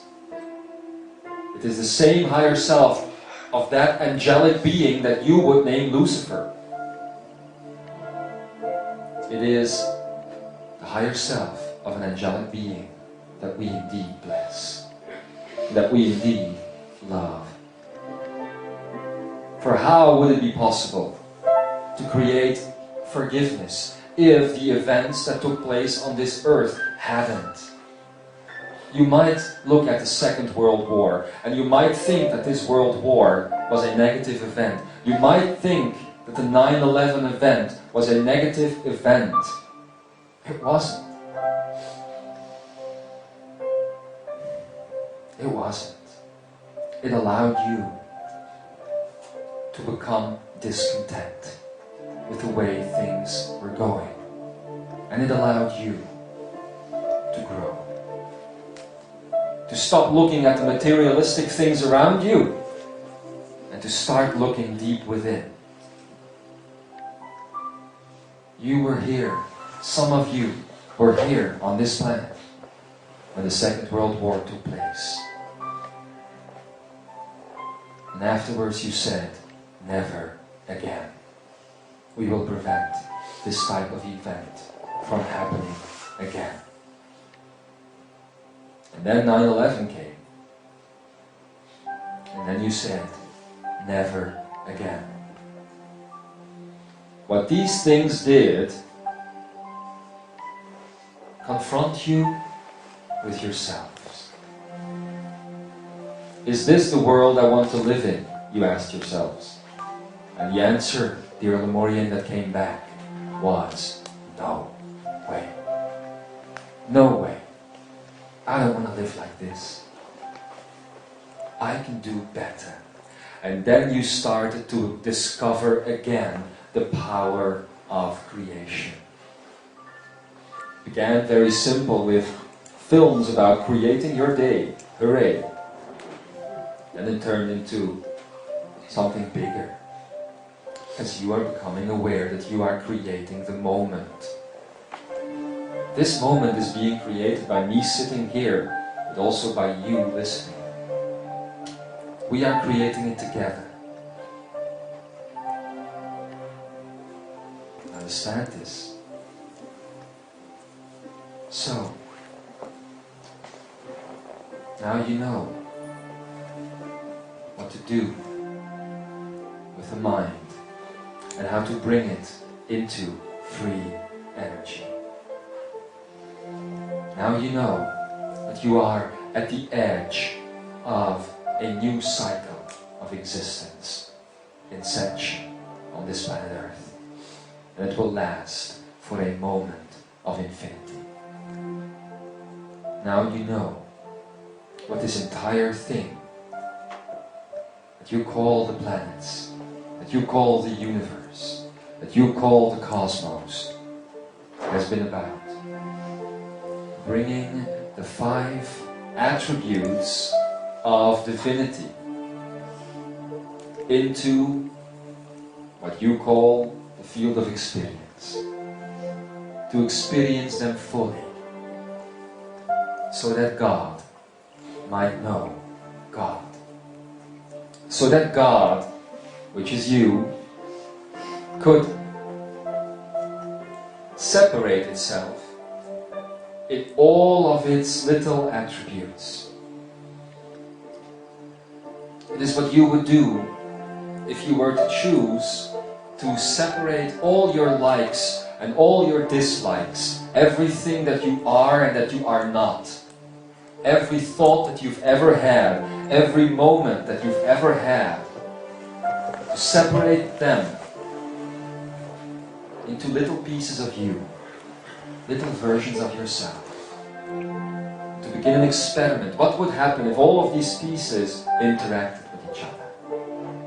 Imagine, as Kutumi has told you not so long time ago actually, that you have in your mind, in your head, all these little prisons.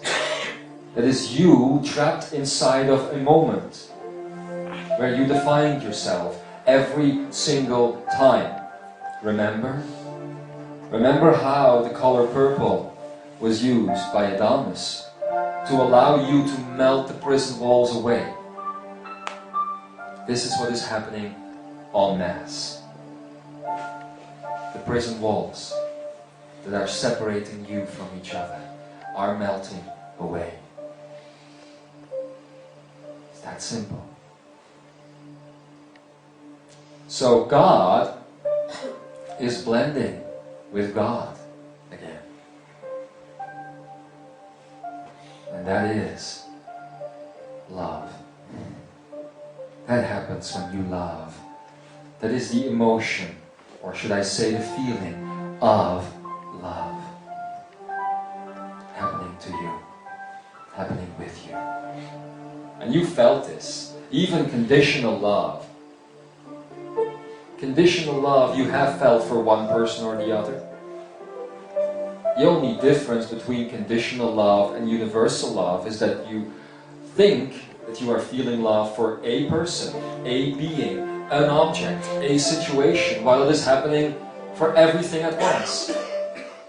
We have told you about akenaic energy, and we have told you about giving somebody a hug.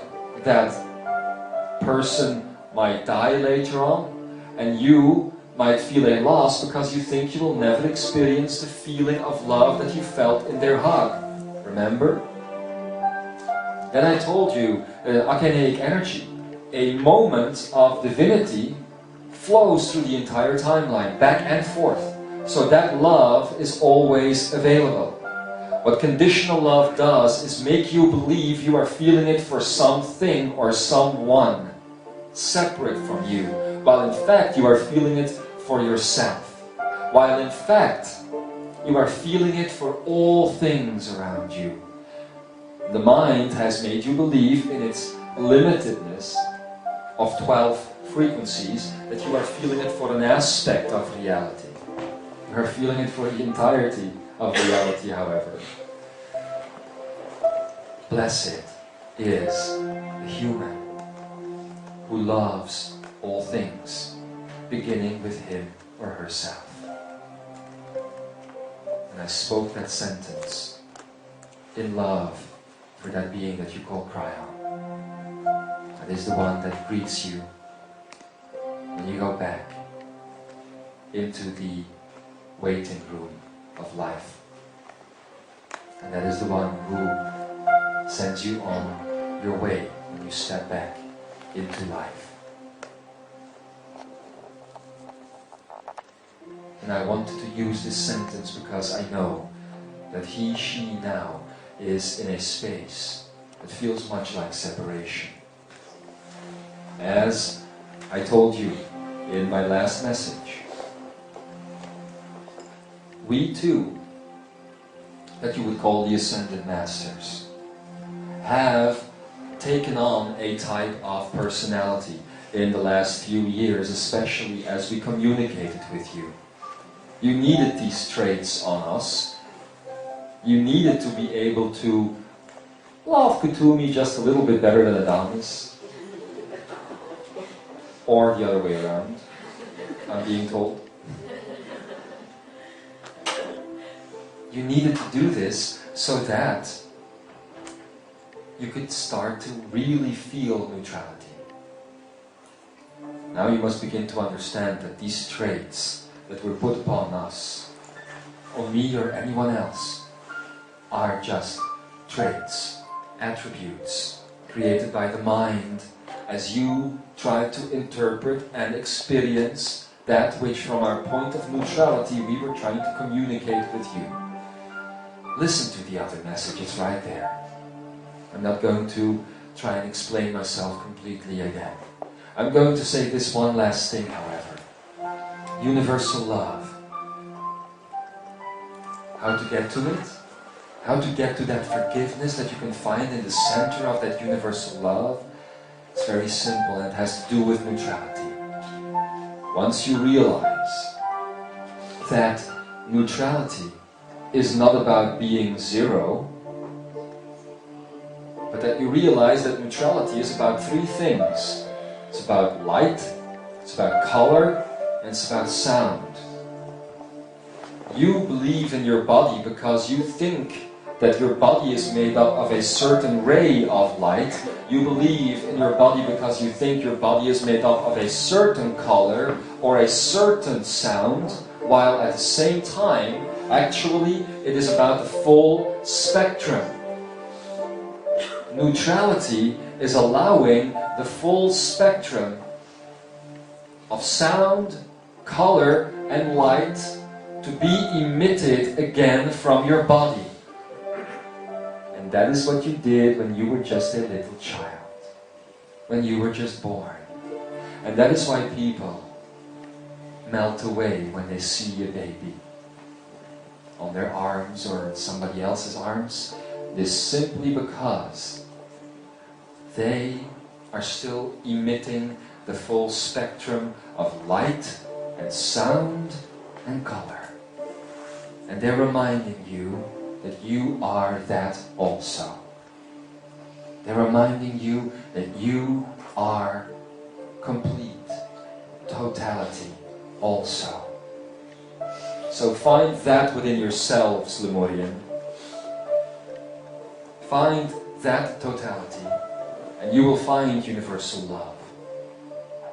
And with that, you will find forgiveness. And with that, the mind will be still again.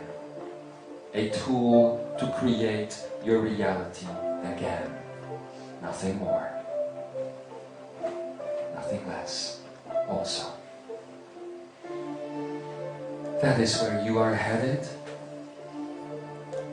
And together with some others, as I have told you, with Kutumi, and with Adamus, and with Lemuria, and with Satya, and myself, we will head that which you call the Divinity Manifest, which is basically a creation of that energy being that you know as Solaris. I have told you that you might prepare for a 3-day event of much listening. For all of these, in the coming days, are going to speak. And we will begin the Divinity Manifest before you go home. It is the way of the warriors of light. And that is who you are.